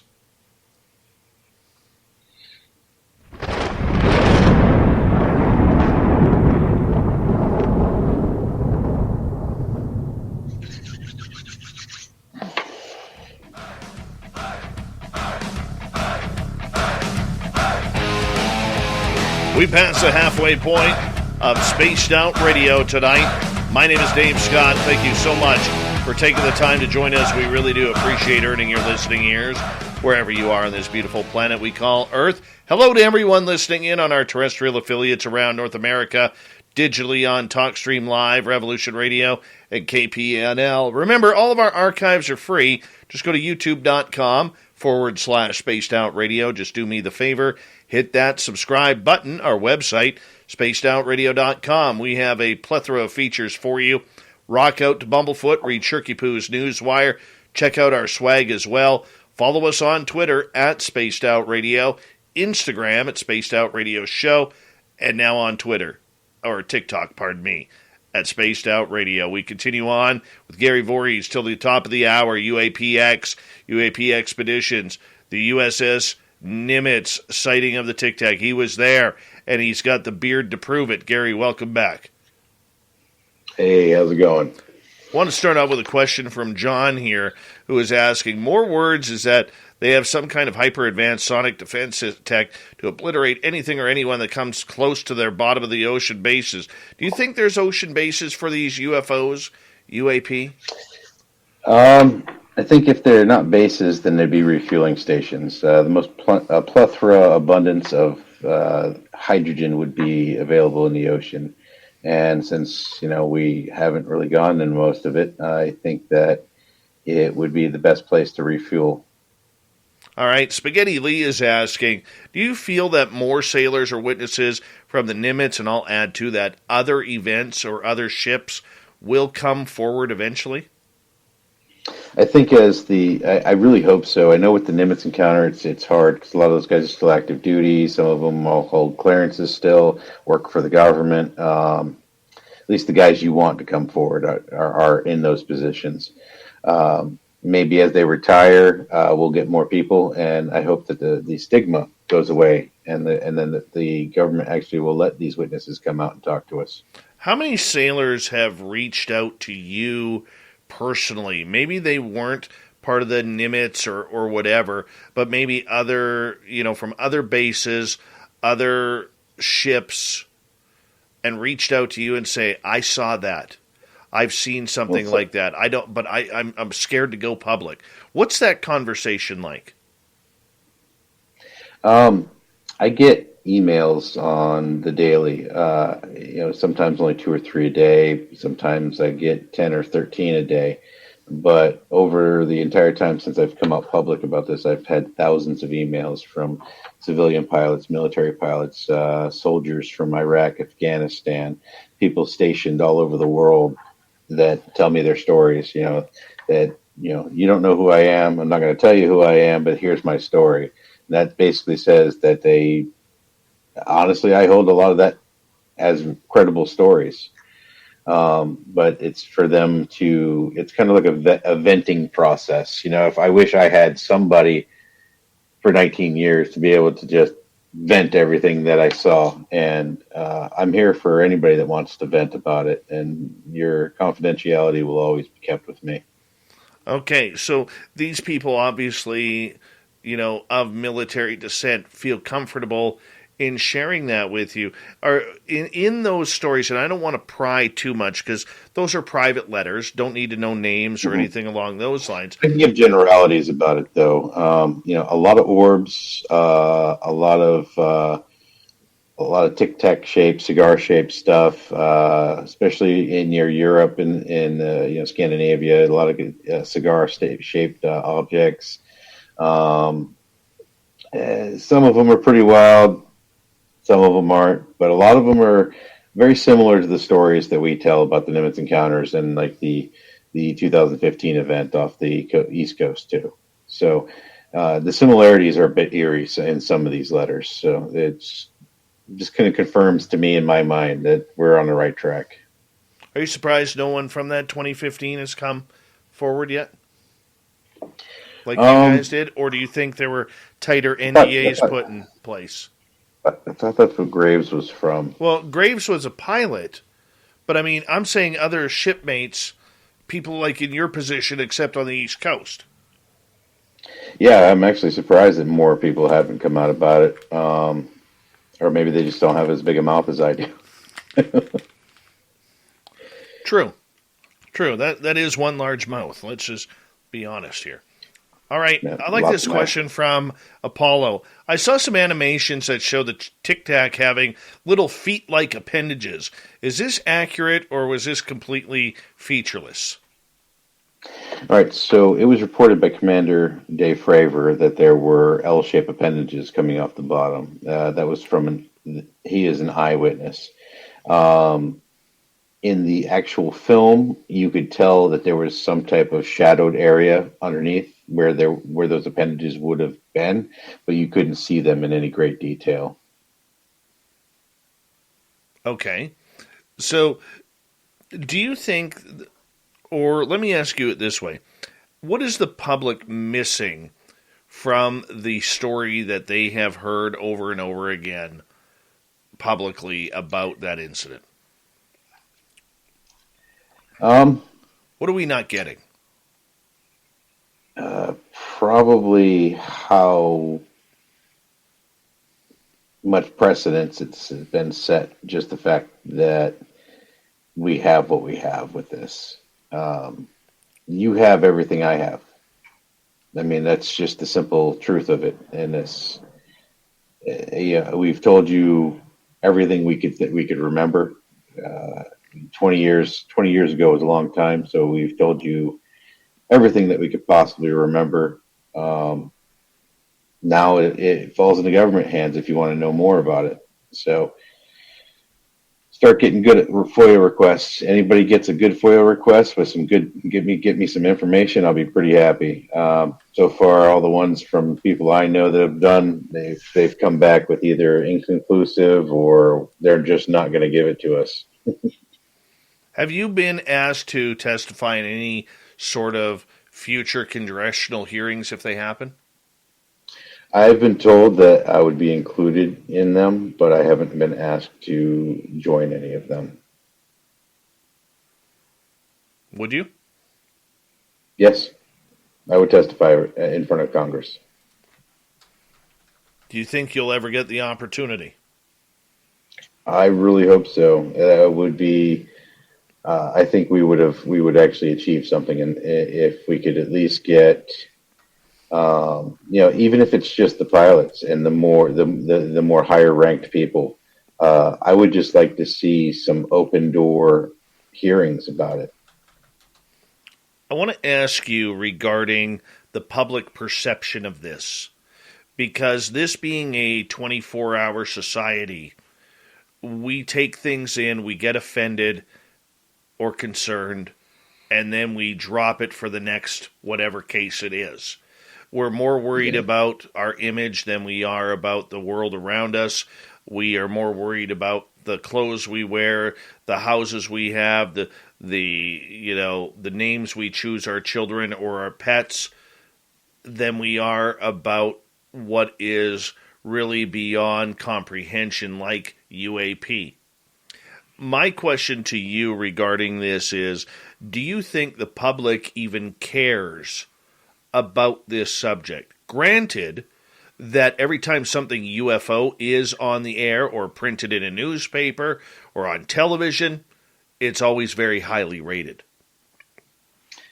I think in general they don't care. I think that we have to make them care. We have to show them why this is important. Elon Musk says it very, very clearly. He's doing what he's doing because he sees the beginning of the end of us if we stay here. Well, that's true if we don't know who's here, too. We may not be able to succeed to get off this planet unless we have technology to get off this planet. If we could find, say these ships are all, they say they are alien, but they're all AI driven on world that just monitor this planet. They left them behind. Well, if we can get a hold of this technology and use it, that means that we are now an interstellar race. That's a big thing. That's life-changing. That means supplies any place in the world instantaneously. That means being able to travel amongst our solar system at the minimum in just about instantaneously. Never mind, whatever the max capabilities of these crafts are. That's a really big deal. That's bigger than anything else on this planet. There's no other problem on this planet that's bigger than that. So let me ask you this, because I do want to change topics here in a few minutes. Do you think the public in general is ready for any sort of disclosure? Because I think what we have now is confirmation. We have confirmation that it exists. I think, and Sean Cahill, Lou Elizondo has kind of said, this is all in phases. It's got to be in phases, okay? Phase one was the threat narrative, that we no longer see a threat.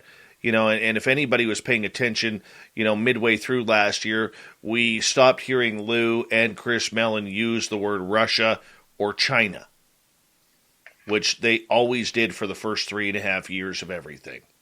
And then moving forward, we start getting more phase two, that this is something of an unknown phenomena that we need to research, we need to fund, and then all of a sudden, slowly, people start talking aliens. From Elizondo and Mellon, all the way to the Pentagon, all the way to NASA and Bill Nelson. So the point that I'm getting at here is there's been a lot of clues, man. A lot of clues. Oh, yeah. And yet the public just doesn't seem to be fully understanding or comprehending what is going on. So do you think... They will, though. Well, I know that, but do you think there's a major plan in place then for a real disclosure and a lot less confirmation? Yes, and I think we're watching it happen. I think that they will roll this out in a way where it ends up being yesterday's news before it began to be today's news. And I think they're doing it the way on purpose, so that things like, just look at the serious things like the pandemic. Some people say there's no virus at all. Some people say there's a virus, but don't take it serious. Then there's other people that are like literally locking themselves in their house, scared to walk outside their doors. We're going to get all of that, the same thing with this type of disclosure. You're going to have people go nuts because they're not going to believe their religions anymore. You're going to go people just not believe it, period. And of course that's going to be a little rough for them, but I think we're seeing it as it's happening now. It's unfolding right in front of our eyes. What do you think the worst case scenario is? Worst case scenario, we've never been in charge of our own existence. Best case scenario, we've been protected during our entire existence. It is a scary thought. It is. It's big. It's bigger than anything anybody's ever thought when it comes to our human existence. It's literally the same feeling everybody had when they realized the world was round. We're coming to that same crossroads. Well, I want to talk to you about something personal, as we got about 10 minutes left. And, All right. and that is about your PTSD. You are coming from and doing this broadcast from a specialized facility put out by the Boston Red Sox baseball team to help veterans with PTSD.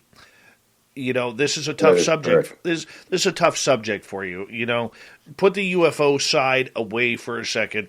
Let's talk about what you're going through, what many veterans have gone through. Well, like I can talk about my personal situation. So I'm a honorably discharged veteran, and I've been diagnosed with PTSD. I served in Iraqi freedom and enduring freedom. During those campaigns, we did launch hundreds of Tomahawk missiles directly from my ship, and seeing directly the damage and the carnage that was happening from those missiles and the tactics of the people that we were fighting, it really messes with you. Seeing the bodies, seeing the children that died, seeing the collateral damage. But with all vets, we do our job, we get it done, and then we come home. Problem is, a lot of people suffer in silence. They go day to day, they get angry at that waitress, and they lose their temper even though it was something stupid. They get angry at their family, or they say the opposite. They're scared to go out of their house. They're scared to do anything. They're scared to go grocery shopping. PTSD manifests itself in many, many different ways. I'm currently in a 2-week PTSD extensive, very intensive treatment program called Home Base. It's located here in Boston, and I implore all of my fellow sailors, soldiers from any country, from Canada, from America, from New England. I don't know who qualifies for this. I think it's only for American soldiers, but if it's not, look into it. Or find a program that's similar. Don't suffer. There's help. There's tools. There's ways to cope. There's medications that may be able to help you. No medication is a cure, but there's a lot of coping mechanisms that I've learned over the last 2 weeks that have brought a lot of peace to my life. So I reach out to everybody that's served, everybody that's had to be in the theater of war, and anybody that's had to cause the destruction of other human beings. Reach out for help. Do you think that a lot of people in your position take it more as a video game? I mean, I had watched a documentary on a number of years ago regarding these drone pilots, and they were actively recruiting, the U.S. Air Force and Navy were actively recruiting, people with high skills in video games because they would treat it more like a video game rather than the humanity of everything that you were going through. Now, at your point in time when you were doing this, I know you knew you had a job to do, and that was defending what you needed to defend. At any point, when did it hit you? When you're doing it, you think you're doing the right thing. You may still be doing the right thing. And even there's been a recent uptick with drone pilots that are doing these hits. They're having a very, very, very high suicide rate. They're having severe problems with PTSD. They're not treating it like a video game. They may at first, just like me in my 20s pushing a button or making sure computer works so we can fire our missiles, and hoorah, another bunch of bad guys dead. And then you see a documentary 5 years later of somewhere your ship hit, and there's women's bodies and children's bodies, and then it hits you. Then you see the results. And I think for people to understand, that's how you found out. That's how you found out. And I see you welling up there a little bit, so I'm going to turn it down a little bit, and I'll explain it a little bit. So what Gary told me after before the show when we were talking about this, because he really wanted to talk about PTSD, and for all veterans out there, it doesn't matter whether you're in the Canadian Armed Forces, the United States military, Australia, Great Britain, the UK, anywhere, reach out. And that's kind of the purpose that we are talking about right now. But what Gary is saying is it never affected him until all of a sudden he watched this documentary and they were showing the Tomahawk missiles. But they never show you the actual launch at the time. They show you some stage launch. But they showed the targets. And when Gary put 2 plus 2 together, he realized that he was the dude who pressed the button on a lot of this destruction. And he recognized the targets by the coordinates that he was given. Am I correct on that, Gary? Yeah, places our ship hit were all over Afghanistan. We were one of the few ships that could always fire, so we were the go-to ship. So we had priority targets. We had a lot of things, and it was not a situation that anybody really walks away from completely unscathed. And my hat goes off to anybody that had to stand on a foot and look in the eyes of their enemies. My plight sucks, so I know your plight sucks. Reach out. Please get help. Home base program in Boston, Massachusetts. Mass General puts it on, and it's funded by the Red Sox. You'll never find a finer staff that cares, a better bag of skills to learn to cope with your PTSD, and it doesn't cost a penny out of your pocket. They pay for everything: airfare, food, lodging, everything. Just, if you don't do this, reach out and get help in your local governments, magistrates, counties, whatever place you live. Reach out and get some help. How important is it, even if you can't find help, Gary, to at least keep talking? Yes. If you can't find help, create your help. Start a group. Get in contact with old shipmates, old soldiers, people you trust. Talk about it.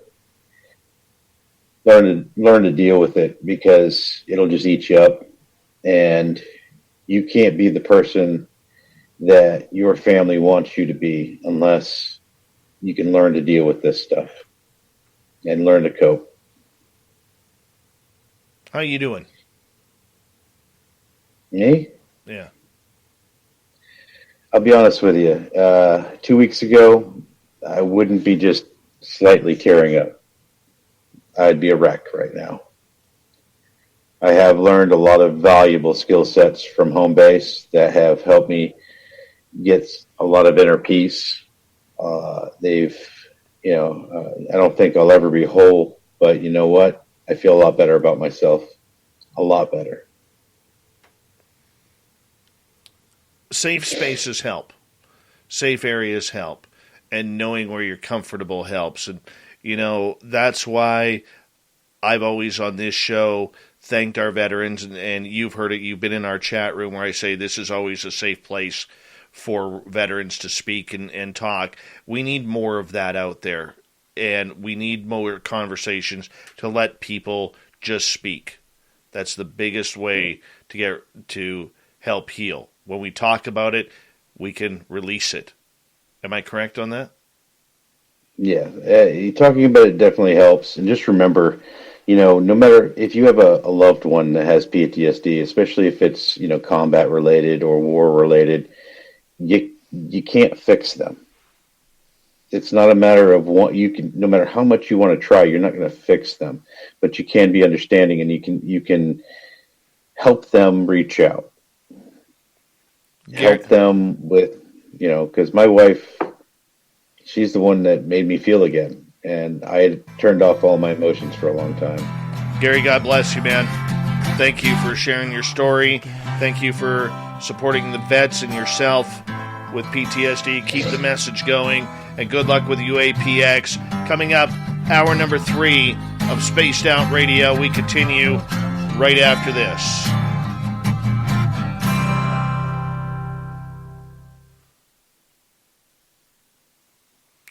We're clear, brother. Good job. Hey, appreciate you letting me talk. No problem, man. That's what it's all about. That's what it's all about, man. We love you here. Yeah, it's just sad. I've had several people that I've served with, people that I know, take their own lives too, and it's unfortunate. And You gonna be able to sleep now? I'm gonna take some melatonin and try to. Well, the good news is you broke your record for the fewest swear words you've ever used on this show. I was trying. We got a shit and we got an asshole. They happened within 10 minutes apart of each other. So I do appreciate that. You're getting lots of love in the chat room, man. Getting lots of love in the chat room. So make sure you check that out. End your night on some positive, man. Because that's as someone who suffers from depression and anxiety, it's these people in this chat room right here who allow me to sleep every night, man. Because of their kind words. Yeah, no, you always got a great group of people. I can't. Your fandom is a very positive one, which reflects upon the host. Well, if you weren't as positive as you were, they wouldn't be the way they are. Well, we do allow UFO Jane in here every now and again. No, I'm teasing Jane. I'm teasing. She's awesome. Yeah, I love her. I love her to death. Yeah, me too. She's a sweetheart. She's hilarious. But you know what? There was only one shit and one asshole, Abe. I was listening. That's it.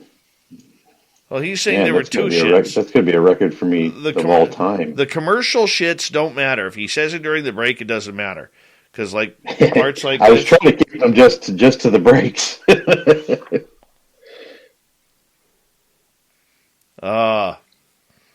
And here's a good one. Jessa just figured out that she is just she. Look at that. She figured it out. Right? She goes, I'm just me. She figured it out. Well, good. We should all figure that out. Perfect. All you can be is you. All right, brother. I got to go get ready for hour 3 here. All right, brother. You need to go get some sleep. And good luck to you. And we'll see you online, man. Remember, all right, man. You're always when you can't sleep at night, come in the chat room. We got people there for you. Roger that. Have a good one. All right, take care. Gary Voorhis, everybody. Thank you, Ember's Paraworld. Appreciate that. Excuse me. We got the fedora wearing John Hudson coming up next.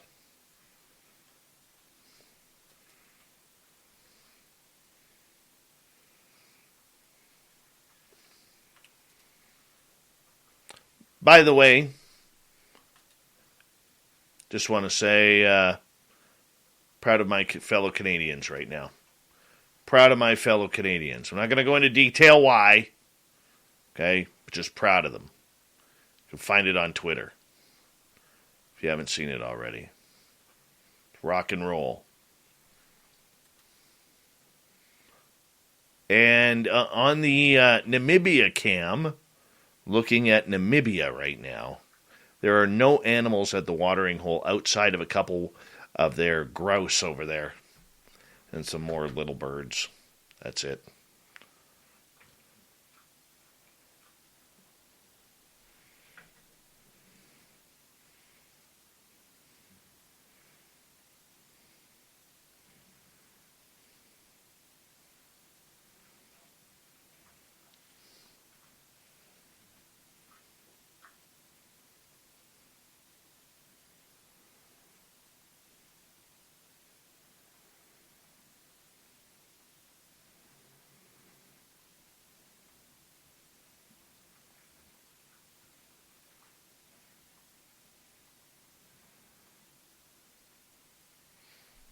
All right, we got about a minute here.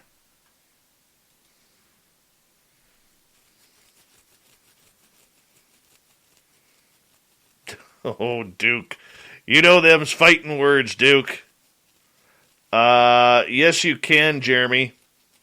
Yes, you can, and it's only getting worse there. Well,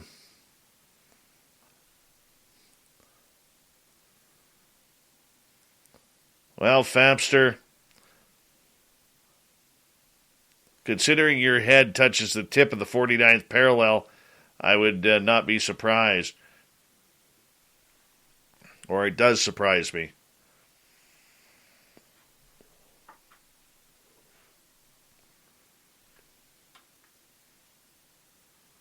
Bim Jim, never talk grouse with Merle.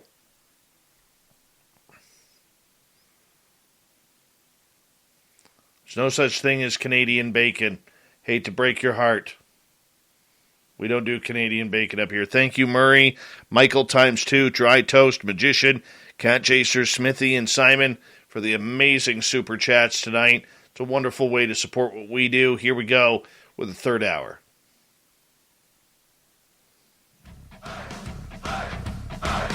Would you like to connect with us? Head to spacedoutradio.com for all your latest show info. Now, back to Dave Scott and SOR. Third and final hour of Spaced Out Radio is now underway. My name is Dave Scott. Thank you so much for taking the time to join us. We really do appreciate earning your listening ears wherever you are on this beautiful planet we call Earth. Hello to everyone listening in on our terrestrial affiliates around North America, digitally on TalkStream Live, Revolution Radio, and KPNL. All of our archives are free. Go to youtube.com/Spaced Out Radio. Do me the favor, hit that subscribe button. The Desert Clam has set the password for tonight in the SOR Space Travelers Club. Fabaceous. Fabaceous is your password.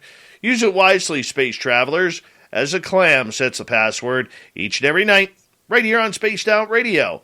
Our website, spacedoutradio.com. We have a plethora of features for you. Rock out to Bumblefoot, read Shirky Poo's Newswire, check out our swag as well. Follow us on Twitter at Spaced Out Radio, Instagram at Spaced Out Radio Show, and on TikTok at Spaced Out Radio. Now, let's head into the swamp, where our main man, Swamp Dweller, from the YouTube channel Swamp Dweller, has another creepy tale for you.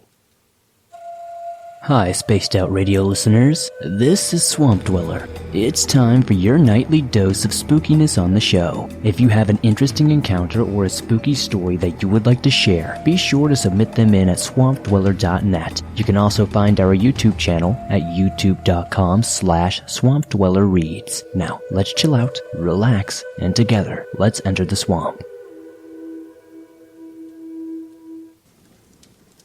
In the summer of 1987, I was a Fred Harvey employee at Grand Canyon National Park, who after my summer contract was up, I signed on to work over the winter for Fred Harvey. Right after New Year's Eve of 1988, I was moving into a company housing with my roommate, He was a very evangelical Christian guy named Dave. He was pretty weird and used to cast practically everybody, except him, into hell.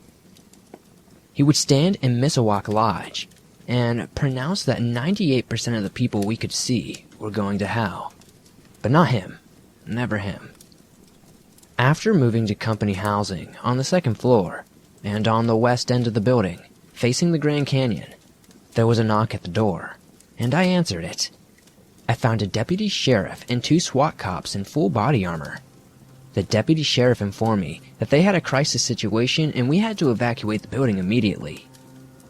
After putting on my boots and going outside, I saw a sharpshooter across the street on the balcony of another company housing for employees' building.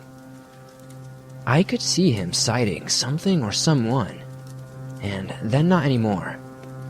They appeared to be on hold your fire stance for the moment. Freaking out and really wondering what's going on, Dave and I thought it was a major drug bust. Back in 1986 and 1987, if you didn't use drugs, you were in the strong minority. Everybody used recreational drugs at the Grand Canyon, and I mean everybody. That's why I and super religious Dave were roommates. Neither one of us used drugs. Dave used to, but he stopped and got sober and super religious.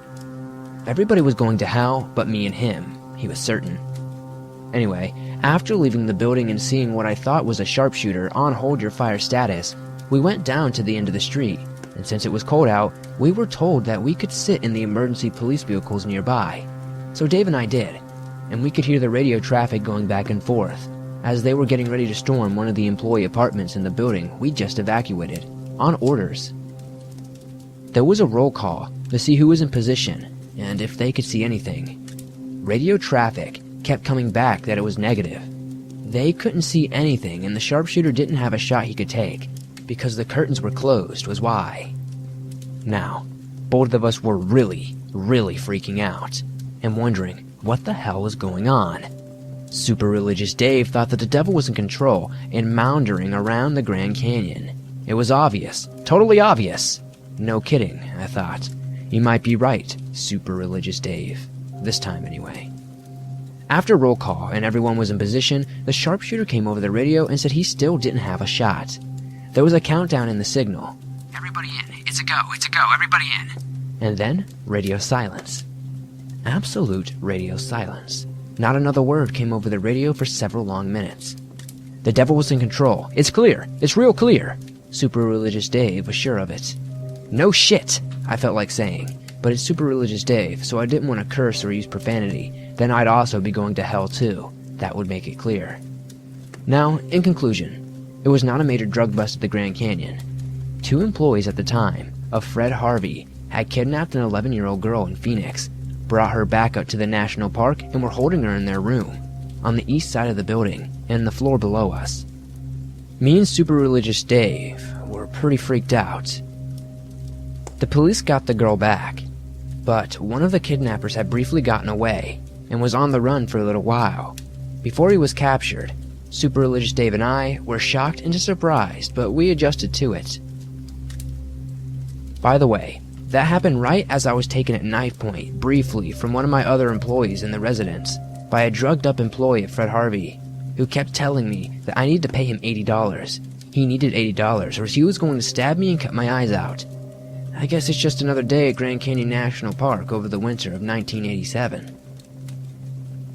Bad times at Grand Canyon National Park, but everybody ended up A-OK. All right. It's time to bring in the fedora, excuse me. The fedora-wearing John Hudson returns for another edition of the Unbiased UFO Report.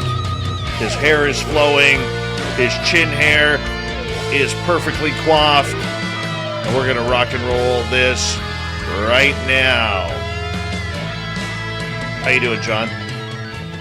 Pretty good, man. How about you? I am great. Great interview with Gary Voorhis, and now we get yourself coming on in here, making things happen, and it's been a good day. Been a very good day. Yeah. Yeah, no, that was crazy, and I just want to point out two quick things that Gary said. I want to draw attention to, and that is one that no matter how much you love someone, PTSD or any one of these conditions is one that definitely needs for professional or some kind of outside help. Don't feel you can solve it yourself, and don't put any pressure on yourself to do so. It's the worst thing you can do for yourself. You gotta just help them get help, and don't put it on yourself to solve their problems for them. And then the second thing is all about the importance of taking care of yourself. There's a reason why on the airplane they tell you that you have to put your mask on first and then your kids. It's because you'll pass out and then your kids will die. So it's really important to take care of yourself. It's really important to do all those things first. And it's the same reason why taking care of yourself and actually putting yourself first isn't selfish. It's actually a favor to everyone around you because they want you at your best.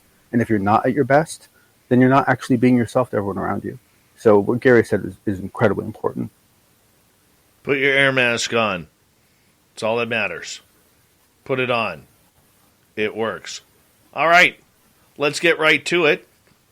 And let's... we're going back into the isotopes.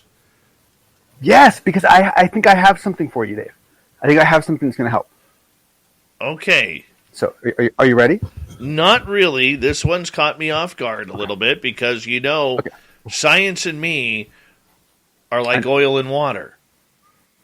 I know. I felt bad the internet because I tried to keep it real simple for time, and I realized I simplified it so much that I possibly made it more confusing than it even needed to be. So I want to offer some clarity. Okay? Okay, All right, let's give it a try.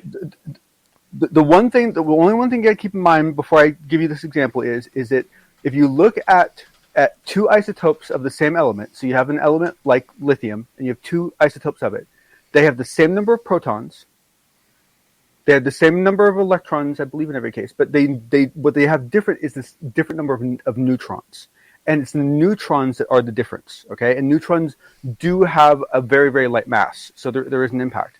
To give you an example of why this is a big deal and why the whole idea of a periodic table, the way we grew up with it, is so kind of bizarre because there's so much more to it, is they did an experiment where they took two isotopes of lithium and they gave them these two isotopes of lithium to mice that were nursing, okay?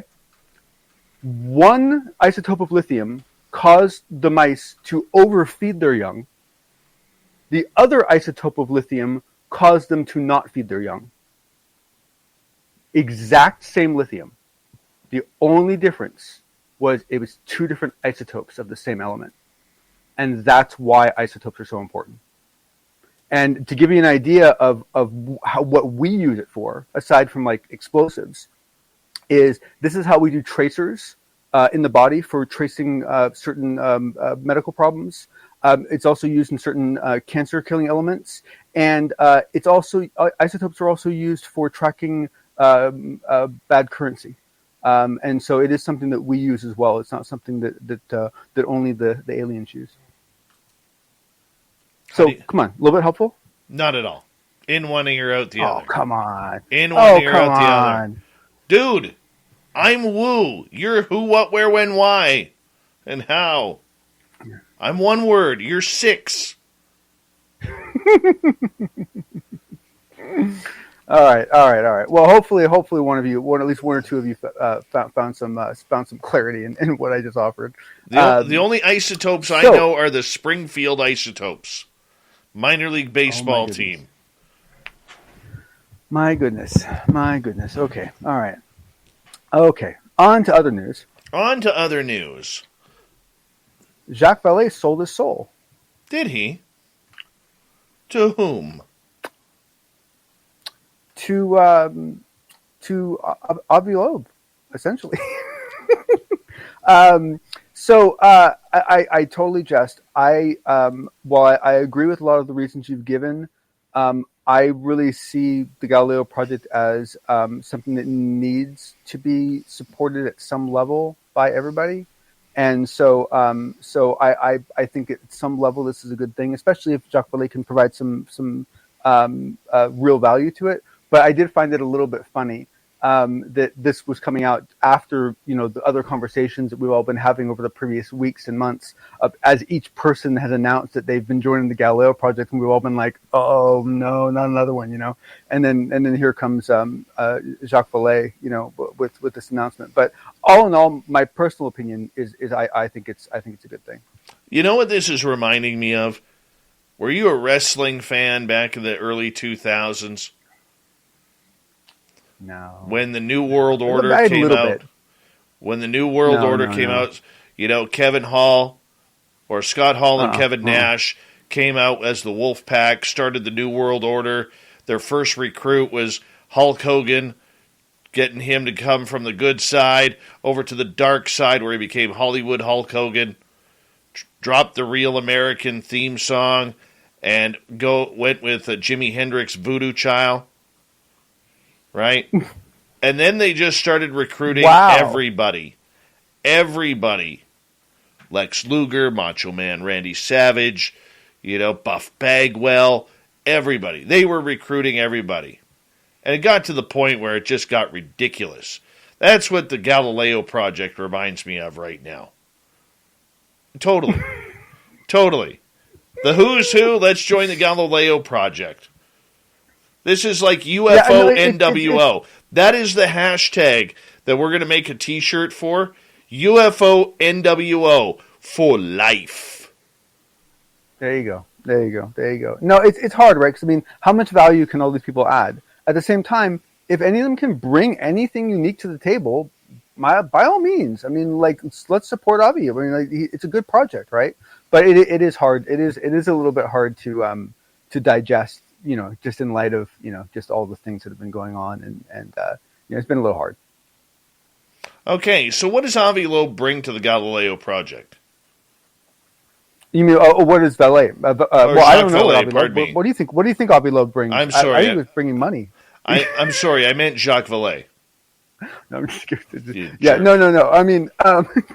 Well, the thing is that my guess is what they see him as, his value as being, is his reputation, flat out. He is hands down the most famous scientist on Earth, at least historically, that hasn't been involved in the UFO program, right? So in the phenomenon at all, right? So bringing him on board, it's essentially like hiring that guy from the Third Kind movie, right? The character was based on, right?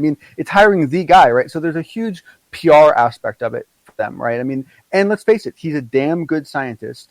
It's amazing how brilliant he is, considering how long he's been doing this for and so forth. And so to me, having him on board, makes a lot of sense. But as far as what is he really going to bring? Well, what he really should bring to them is his database skills. That's really what he should bring to them. What he really should bring to them is his ability to build very, very complex databases that handle lots and lots and lots and lots of different completely bizarre data types. That's what he's really, really good at, and that's what I would like to see him bring to that project. But I don't know what they actually think. I don't know what, and I don't. My guess is what he actually does, what they think he's going to do, and what he thinks he's going to do are three completely different things. With the star-studded lineup that the Galileo project now has, from very high-quality names in this field to some questionable, and you know what, I'll even throw Lou Elizondo in that questionable category at this point, and with Seth Stoshak. Yeah, he's shady. Yeah. Well, hold on. I know what you're saying. I'm just kidding. There's still a lot of controversy around him, is what I'm saying. Oh, yes. Okay. Oh, absolutely. And let's face it, anytime you bring in anyone who's not it doesn't have to be an academic, but who doesn't have a science background, you have to justify it at some level, Well, that's the lobbying that comes involved. Lobbying for money for this project. It's pretty easy to lobby for money when you got the guy who allegedly ran the program. Mm-hmm. That's who people with millions of dollars to spend want to talk to. They don't want to talk to Vallée. Okay, they don't want to talk to Avi Loeb because they're going to get the very high intellect conversation. They want the boots on the ground person who's chasing after these things to say, yes, they're real. That's where it makes sense. That's why Seth Stoshak does not make sense. I'm still anti-Seth Stoshak on this list. I really am. But I don't get a say. I don't get a purpose of that. So I should actually get to my question. I agree. I should actually get to my question rather than just sitting there at the end of a paragraph with a period instead of a question mark. So the question mark is, considering that the Galileo project has brought in some very interesting and significant names, along with some controversial names, does this help the credibility of the project in moving forward with someone like Jacques Vallée, who is well into his 80s and still going strong, but let's face it, he's on the downside of his career? Don't agree. Because essentially, once again, so realize I come at Jolly from a very different angle than most people, right? Because I live in Silicon Valley, right? So I knew about him outside of the kind of the UFO thing, right? And so to me, what, because let's face it, like what he did for other projects, right? For some very important projects, is he designed the database. He's the one that was able to come up with the database schema, with all the structure, with all the ability to actually handle. They did for ATIP. They ended up with 11 distinct databases that you had to then bring together into some sort of a unified reporting. I mean, like, oh man. And Jacques Vallée, he's been doing databases since the beginning of time. I mean, the guy's a freaking wizard at it. And so to me, that's what I would hire him for. To me, that's a skill set he can bring that probably no one else in the entire Galileo project has any clue about. Not at his level. Will he bring money? Does he still have that kind of pull? Yeah. Oh, absolutely. And he can bring international. Well, not that Galileo will have any trouble with international money, but he can bring money from different places. He can bring money from non-traditionally academic frontiers and so forth.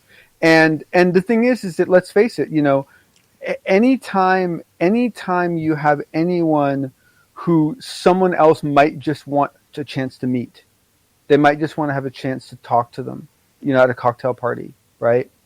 Then boom, they're a valuable person when it comes to shareholding, fundraising. Very true. Very true. We got a couple minutes to go here. We'll finish it out with Jacques Vallée here joining the Galileo project. This does give, on a positive note, the Galileo project a real 1-2 punch when it comes to historic figures regarding this. Avi Loeb obviously is the newer one, as he put his career and reputation on the line with the Oumuamua, and then, of course, going into the past with Jacques Vallée. Now, look, there are brilliant people on this team. Brilliant people. But if you're looking for scientific name recognition that's going to really pump the subject, it does add a nice 1-2 punch to everything. Oh, yes. And another thing that I should add that isn't a benefit to Galileo, but is a benefit to all of us, and that is that there are many, many people being brought into this project that would not normally have worked together, would not normally have crossed paths, would not normally have ended up on the same email list, in the same meetings, in the same, and now they're going to be. And so this is going to build at least 2 or 3 friendships that never existed before and wouldn't have existed if not for this kind of coming together of people. And very often those friendships net significant results. What kind of results are we looking for now? Do we need to stack the team any more, or do we have to continue stacking or continue adding pieces to this puzzle before we can start looking for the findings. No, I would say from a long time ago, all we really needed was data. And that's all we ever needed, and that's all we ever are going to need. It's all about the data. The problem is that getting the capital to get the right instrumentation up there to generate all that data is I think the more pressing problem. And so I think if from that point of view, yes, then someone like Valet, is definitely going to help when it comes to raising money and could help crossover. I mean, quite honestly, I've been in situations where we just need to bring one person on just to get access to some funding. That's the big one. Money drives everything. Money drives everything. The fedora-wearing John Hudson will continue with the unbiased UFO report when we return, and I'll continue with it. What the heck? John seems like a nice guy. I might as well go for it. I mean, we are talking UFOs tonight, not friggin' isotopes. Spaced Out Radio continues right after this. We'll be right back.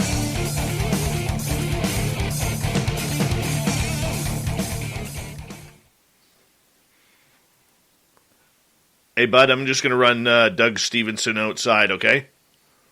No problem. You have fun, Doug. Be right back. Come on, Doug Stevenson.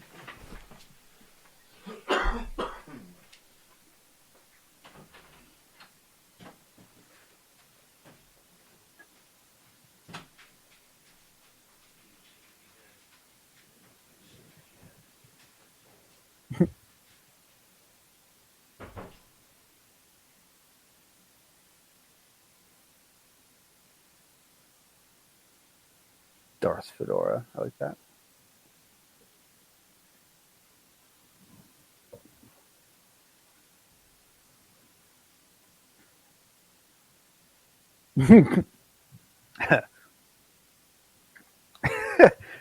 Isotopes. It's what's for breakfast.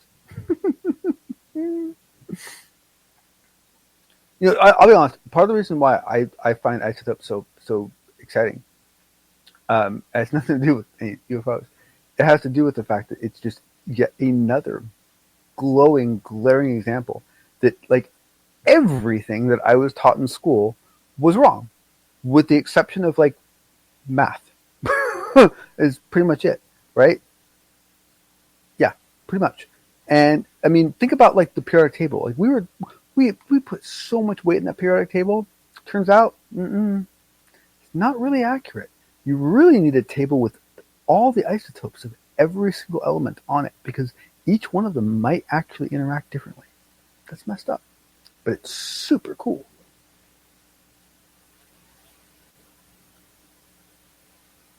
Well, thank you, Jess. I appreciate that.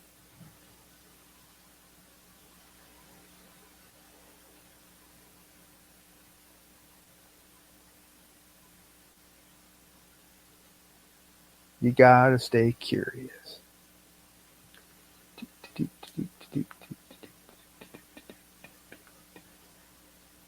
And like I said before, I really encourage everyone to listen to this interview because, the woman who's interviewing him, I don't know what nationality she is, but she's definitely not American, and she asks some very interesting questions, and you can really kind of glean from her questions like what her concerns are. It was very interesting. And because English wasn't her first language, she didn't actually talk a whole lot. And so for the most part, it's just Gary Nolan explaining what he's doing. So it's a very, very valuable interview to listen to.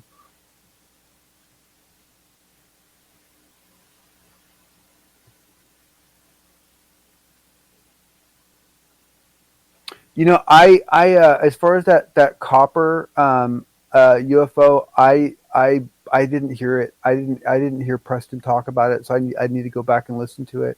The problem is that even if you saw what appeared to be a copper UFO, that doesn't mean it's actually made out of copper. I mean, I hate to say that, right? Because I mean, you'd like to think that perception is somehow reality. But the truth of the matter is that, I have no idea what, just because it looks like it's made out of copper, even if it looks like it's made out of metallic, it doesn't matter. It doesn't mean it's actually copper. So you can't necessarily infer any behavioral characteristics that copper might bring with it just because it looks like copper, and unless you got like a sample of it, and then you can say, oh, look, it's copper.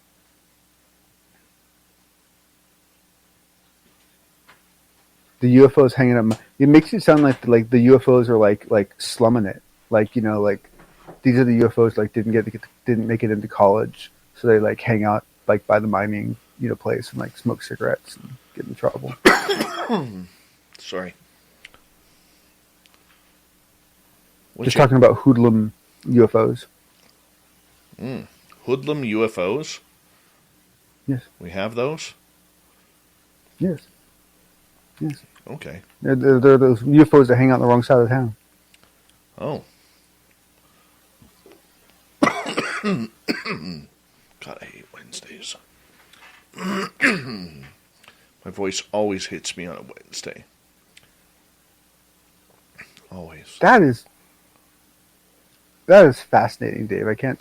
I really want to dig into that problem. That's really interesting. Why Wednesday? Because I talk all day, man. I know, but you talk all day every day. Yeah, but why Wednesday? I have a career. Wednesday. Why not Sunday? Because Saturday and Sunday I barely talk. True. And Thursdays I have my day off. Okay. So that's why. Okay, so it's the day, but it's the day before your day off. Gotcha.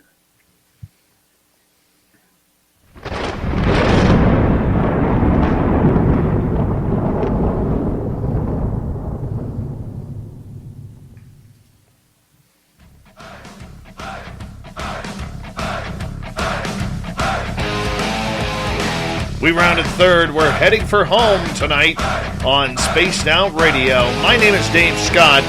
Thank you so much for taking the time to join us.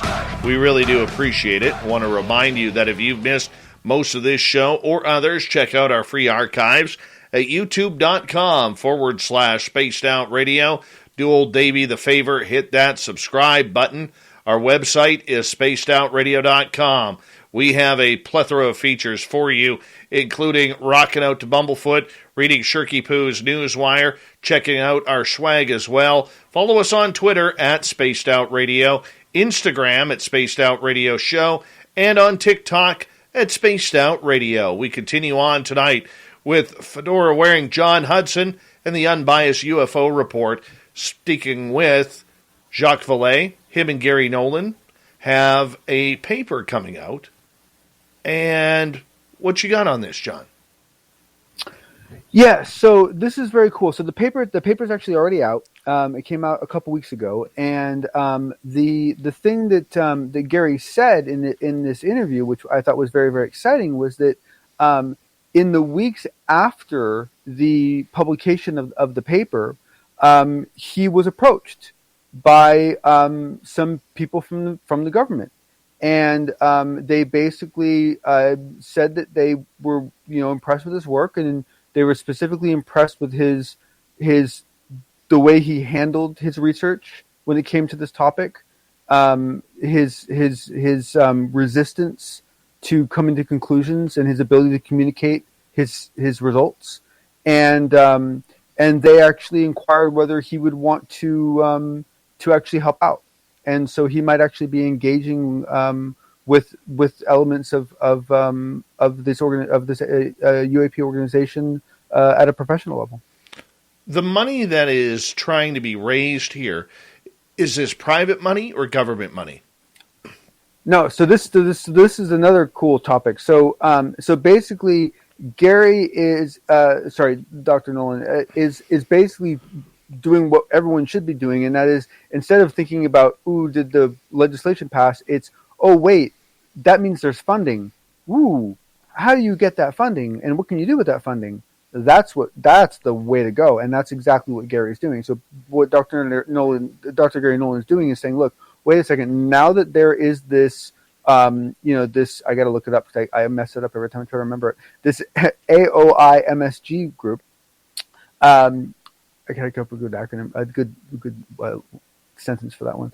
Now that this group exists, that now he has two things. One, he has a group that he can go to actually inquire about other parts, right? So there's lots of other crashes that he's heard of, lots of other places where material's been recovered that he's heard of that he hadn't luck getting access to. So he's hoping to be able to use this office as a conduit for basically exchanging and acquiring other parts to test, which I think is a very, very cool and a very logical way to use them. The second thing, which is what you're talking about, is that there will be funding as well with this, and they will be, and individual groups or companies or whatever will be able to apply for that funding. And so basically what this means is that Gary, one, will hopefully be able to recover a little of money that he's personally spent. I was personally quite shocked to find out that he believes that he's actually dropped about 70 grand of his own money on this testing. But more importantly, there is a new scope that he wants to build that will shed a very different light on what we're talking about. It'll be extremely expensive to build, and he needs a lot of money to do so. And so he's hoping to be able to raise money through this UAP fund to further his research and allow other people to take advantage of his gear. How much money did he put in of his own? 70 grand, about. Wow. He must really, really be into something big if he's willing to dig into his own pocket. Well, I mean, keep in mind that Dr. Nolan, he's not your typical Stanford professor. Gary's special. He's a special kid. And the special kid, he's already spun out 4 separate companies from the research in his laboratory. So the fundamental research he's done in his laboratory has resulted in 4 separate companies being produced. And he's, basically is founder of all those companies. So, I mean, he's done very well for himself. Okay, but the majority of the public... That doesn't mean that 70 grand should be out of his pocket. All I'm saying is that he's probably a lot more he's a lot more likely to have that resources than someone else. Okay, so the fact that he has put 70 grand out of his own pocket to study the UFO phenomena and what is going on with that, is there a chance that he could ever recoup that? Well, yeah, absolutely, and that's the other thing that he could do through these funds is, now the truth of the matter is that he'll tell himself, I know how this works. He'll tell himself, oh look, they just sent me $200,000. I dropped 70 grand before, so now that's paid back, and we got 130 grand to spend on stuff. But what will end up happening is he'll end up spending the full 200 grand on gear, and he won't actually get his 70 grand back. That's how this works. That's just how labs are. I guess that's what happens when you literally are in love with what you are studying. Absolutely. And you are only ever going to get good at anything you love. Anything you hate, you will never become as good at as you want to be. It's kind of like podcasting, John. All you do is throw money into it and just hope. Just hope. And hope. All right. Final topic for you tonight. Government paper published that the U.S. Gov has reached out to Dr. Nolan. Does this go along the same lines? Or is this different? Yeah, so basically, no. Since this paper was published, the government has reached out to him and acknowledged his good work and his unbiased approach. And they specifically like the way he communicates his results and so forth, which I completely agree. I mean, you look at the way he's handled some of these topics, and he's handled some very, very emotionally volatile samples, and he's done a beautiful job of just playing such a clean line to it. He's really it's very admirable the way his approach to science. It really is. Right. Okay. So I need more than that, though, man, because I'm Oh, not. I'm sorry. I not apologize. No, understand- no, I apologize. I alluded to it before, so that's where I don't want to repeat myself. But what it comes down to is that what we have is and he believed that they were. I believe he said he thought that they were CIA. I don't know if that was confirmed or not. But basically, what it came down to is that in the weeks after the paper with Jacques Vallée was published, people from the U.S. government reached out to Dr. Gary Nolan and invited him to start engaging with them on future projects.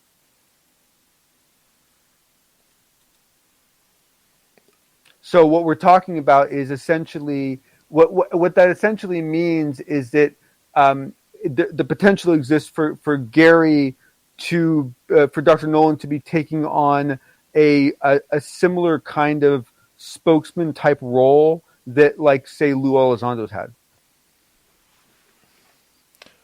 Would he have to leave his job at Stanford for that? Well, he wouldn't. So, no.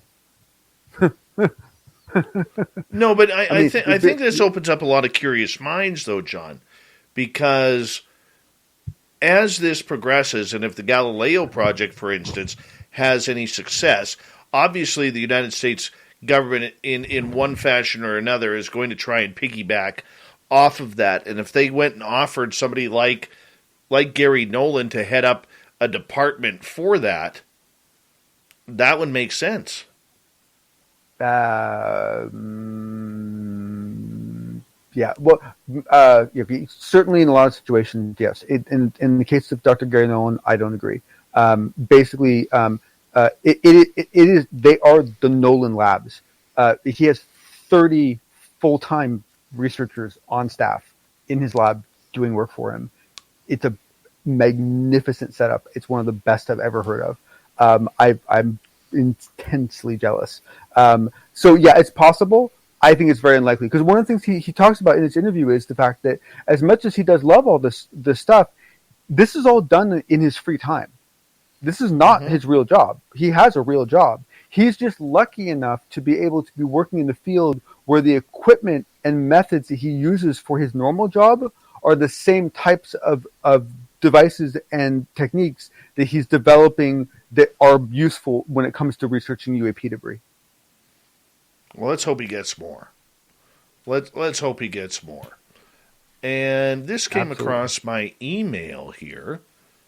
Totally, I know you're not prepared for this, but apparently, as reported by Christopher Sharp of the Liberation Times, Robert Pinotti, president of ICER, the International Coalition for Extraterrestrial Research, has met with San Marino's two heads of state to discuss Project Titan, a proposal that would see San Marino make an historic United Nations request for the creation of a periodic UFO UAP conferences under its aegis. So this has been in play for a while now. I first caught wind of this when Elizondo first went there several months ago. I remember when that was, but it was when the report came out. So it was several months ago.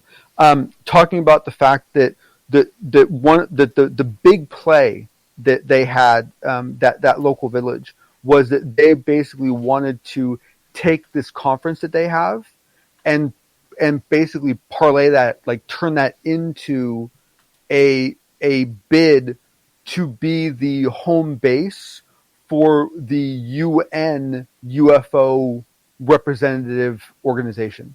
So basically having an official organization within the UN for UAPs and have that be based in San Marino.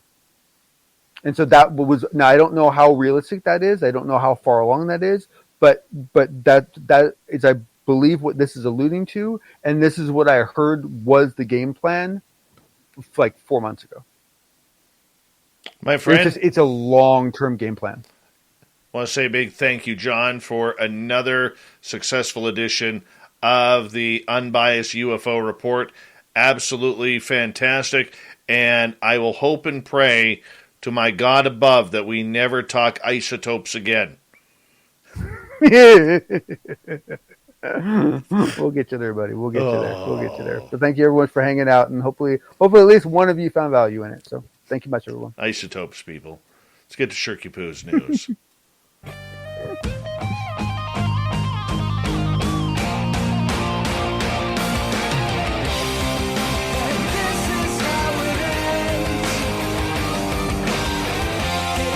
I can guarantee you tonight's news has nothing to do with isotopes.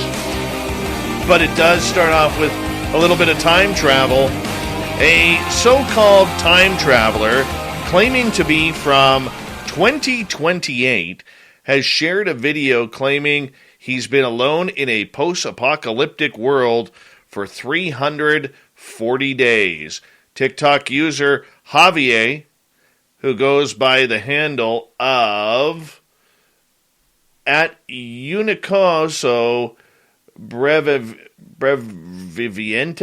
pardon me, translates to only survivor, go figure, first posted about his supposed life in the future in February last year, recording the Spanish city of Valencia when it was completely empty. Since then, he claims to have visited a number of unusual or usually heavy cities, including Barcelona, Madrid, and Seville, and they were all empty with eerie silence as well. So, how does this continue on? Well, some 11 months after his first video, Javier says he is still alone, having spent the past 340 days stranded trying to find human life. Day 340 alone in the world. I have toured cities and many more, he captioned. What could be happening to me? In another video, Javier showed followers as he visited a museum in his home city that is usually full of people. The footage shows him waking up or walking up to a deserted staircase and exploring the empty rooms. In another film, a reflection of himself in a building but does not show his face, while one clip shows him standing alone on a beach. Many people, of course, commented to question Javier's claims, with some left wondering if he used some sort of video editing techniques to create the illusion of him being alone. Yep. Others have also asked why he still has access to electricity and internet connection if he's by himself with no one else in the world. One said, "Cool trick, man. I can also do the same now after the decades of effects that have come through and remove the plug-in. Beautiful places, though." Someone else wrote, "It's edited because I could see the mouse of the computer," which means he has edited the video and screen records from a computer, but is very, very talented. I don't think the guy's a time traveler. Speaking of space, octopuses are apparently from space. Yeah, go figure. That's why we got UAP underwater. It's because of the octopuses. So, how do we get here? It's actually a main part of an argument behind a research paper published in an actual peer-reviewed journal. Paper was published in the journal Progress in Biophysics and Molecular Biology, titled Cause of the Cambrian Explosion, Terrestrial or Cosmic. Paper digs deeper into the origin of life on Earth. As a result, it posits that life began thanks to a rain of retroviruses, which literally fell from space. Those retroviruses then added a new DNA sequence and sequences to terrestrial genomes, which the paper said further drove mutagenic change, including octopuses. Yep, this is where things get interesting. Paper starts to discuss the arrival of cephalopods. The paper itself claims that certain cephalopods, like octopuses, squid, and others, arrived on the planet by falling from space, frozen in a kind of stasis. Thus, the possibility that cryopreserved squid and or octopus eggs arrived in icy bolides surrounded by, several 100 million years, and this should not be discounted as a theory. The idea that life originated beyond Earth isn't exactly a new one. Yeah, as Stephen Fleischfresser points out in a 2018 paper, the theory of panspermia has been around since ancient Greece. However, this is perhaps one of the first times we've seen scientists claiming that octopus may be zeta reticulin, or somewhere else. There's nothing better than going to a hockey game and seeing a teddy bear toss, because Lord knows there isn't any good fights anymore. The Pennsylvania team, their teddy bear toss set a new record when fans tossed over the boards 52,341 stuffed bears onto the ice. The Hershey Bears of the AHL held the teddy bear toss after the first goal was scored against the Hartford Wolfpack. The event called on spectators to throw teddy bears on the ice, all of them to be donated. Love it.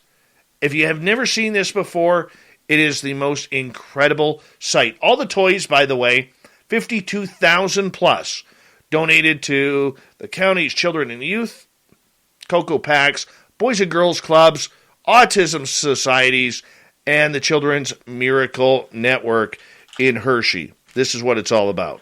Honestly, fantastic. That's why I love hockey, people. Moving on, this is one of those "this never happens to me" type stories. A wood and wicker chair purchased from a thrift store in Britain has been auctioned off for more than $21,000 when it was identified as the work of an early 20th century artist. Auction house Swarters said a woman bought a chair for like $7 at the local thrift store. When she got the chair home, she had a closer look, thought it looked really interesting, emailed some pictures to the V&A Museum, but had no response. Her next step was Swarters. She emailed the design to specialist John Black. He responded immediately. Black recognized the chair as the 1902 work of Austrian artist Koloman Mosher. Black consulted a specialist on the Vienna Secession, who confirmed his identification of the chair. Mosher, a teacher at the Vienna School of Applied Arts, designed the chair as a modern reinterpretation of a traditional 18th century ladder-back chair at the auction house. Well, her $7 turned into $21,874.12. That stuff, like, literally never happens to me. And finally, a Minnesota police officer's badge has been returned to his department 127 years after he was killed in the line of duty.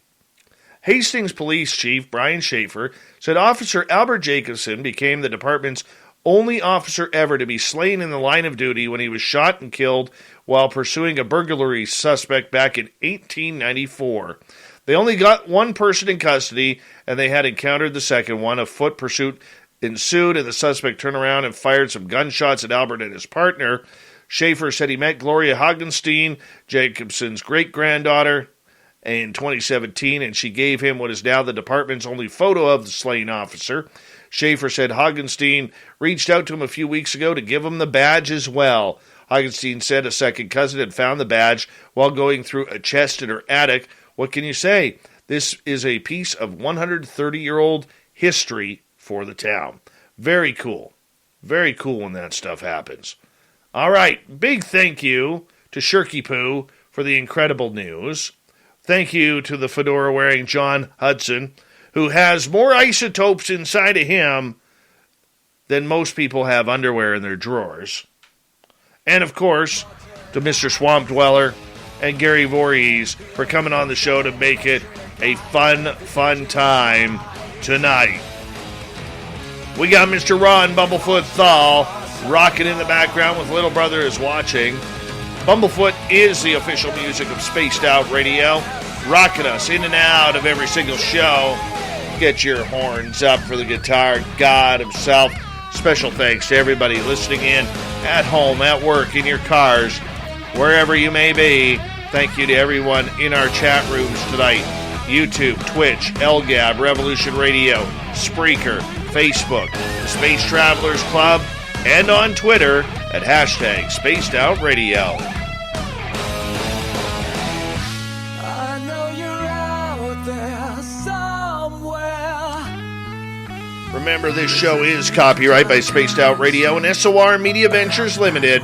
Thank you so much for choosing to share your evening with us, because together, my friends, we own the night. Mr. Bumblefoot, we need a favor. We need you to take us home.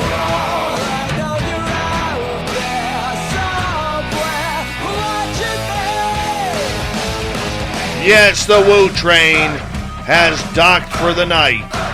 But soon, my friends, we shall ride again. Your seats are always available. Your tickets never expire. And if you want to bring a friend, we've got room for them too. Good night.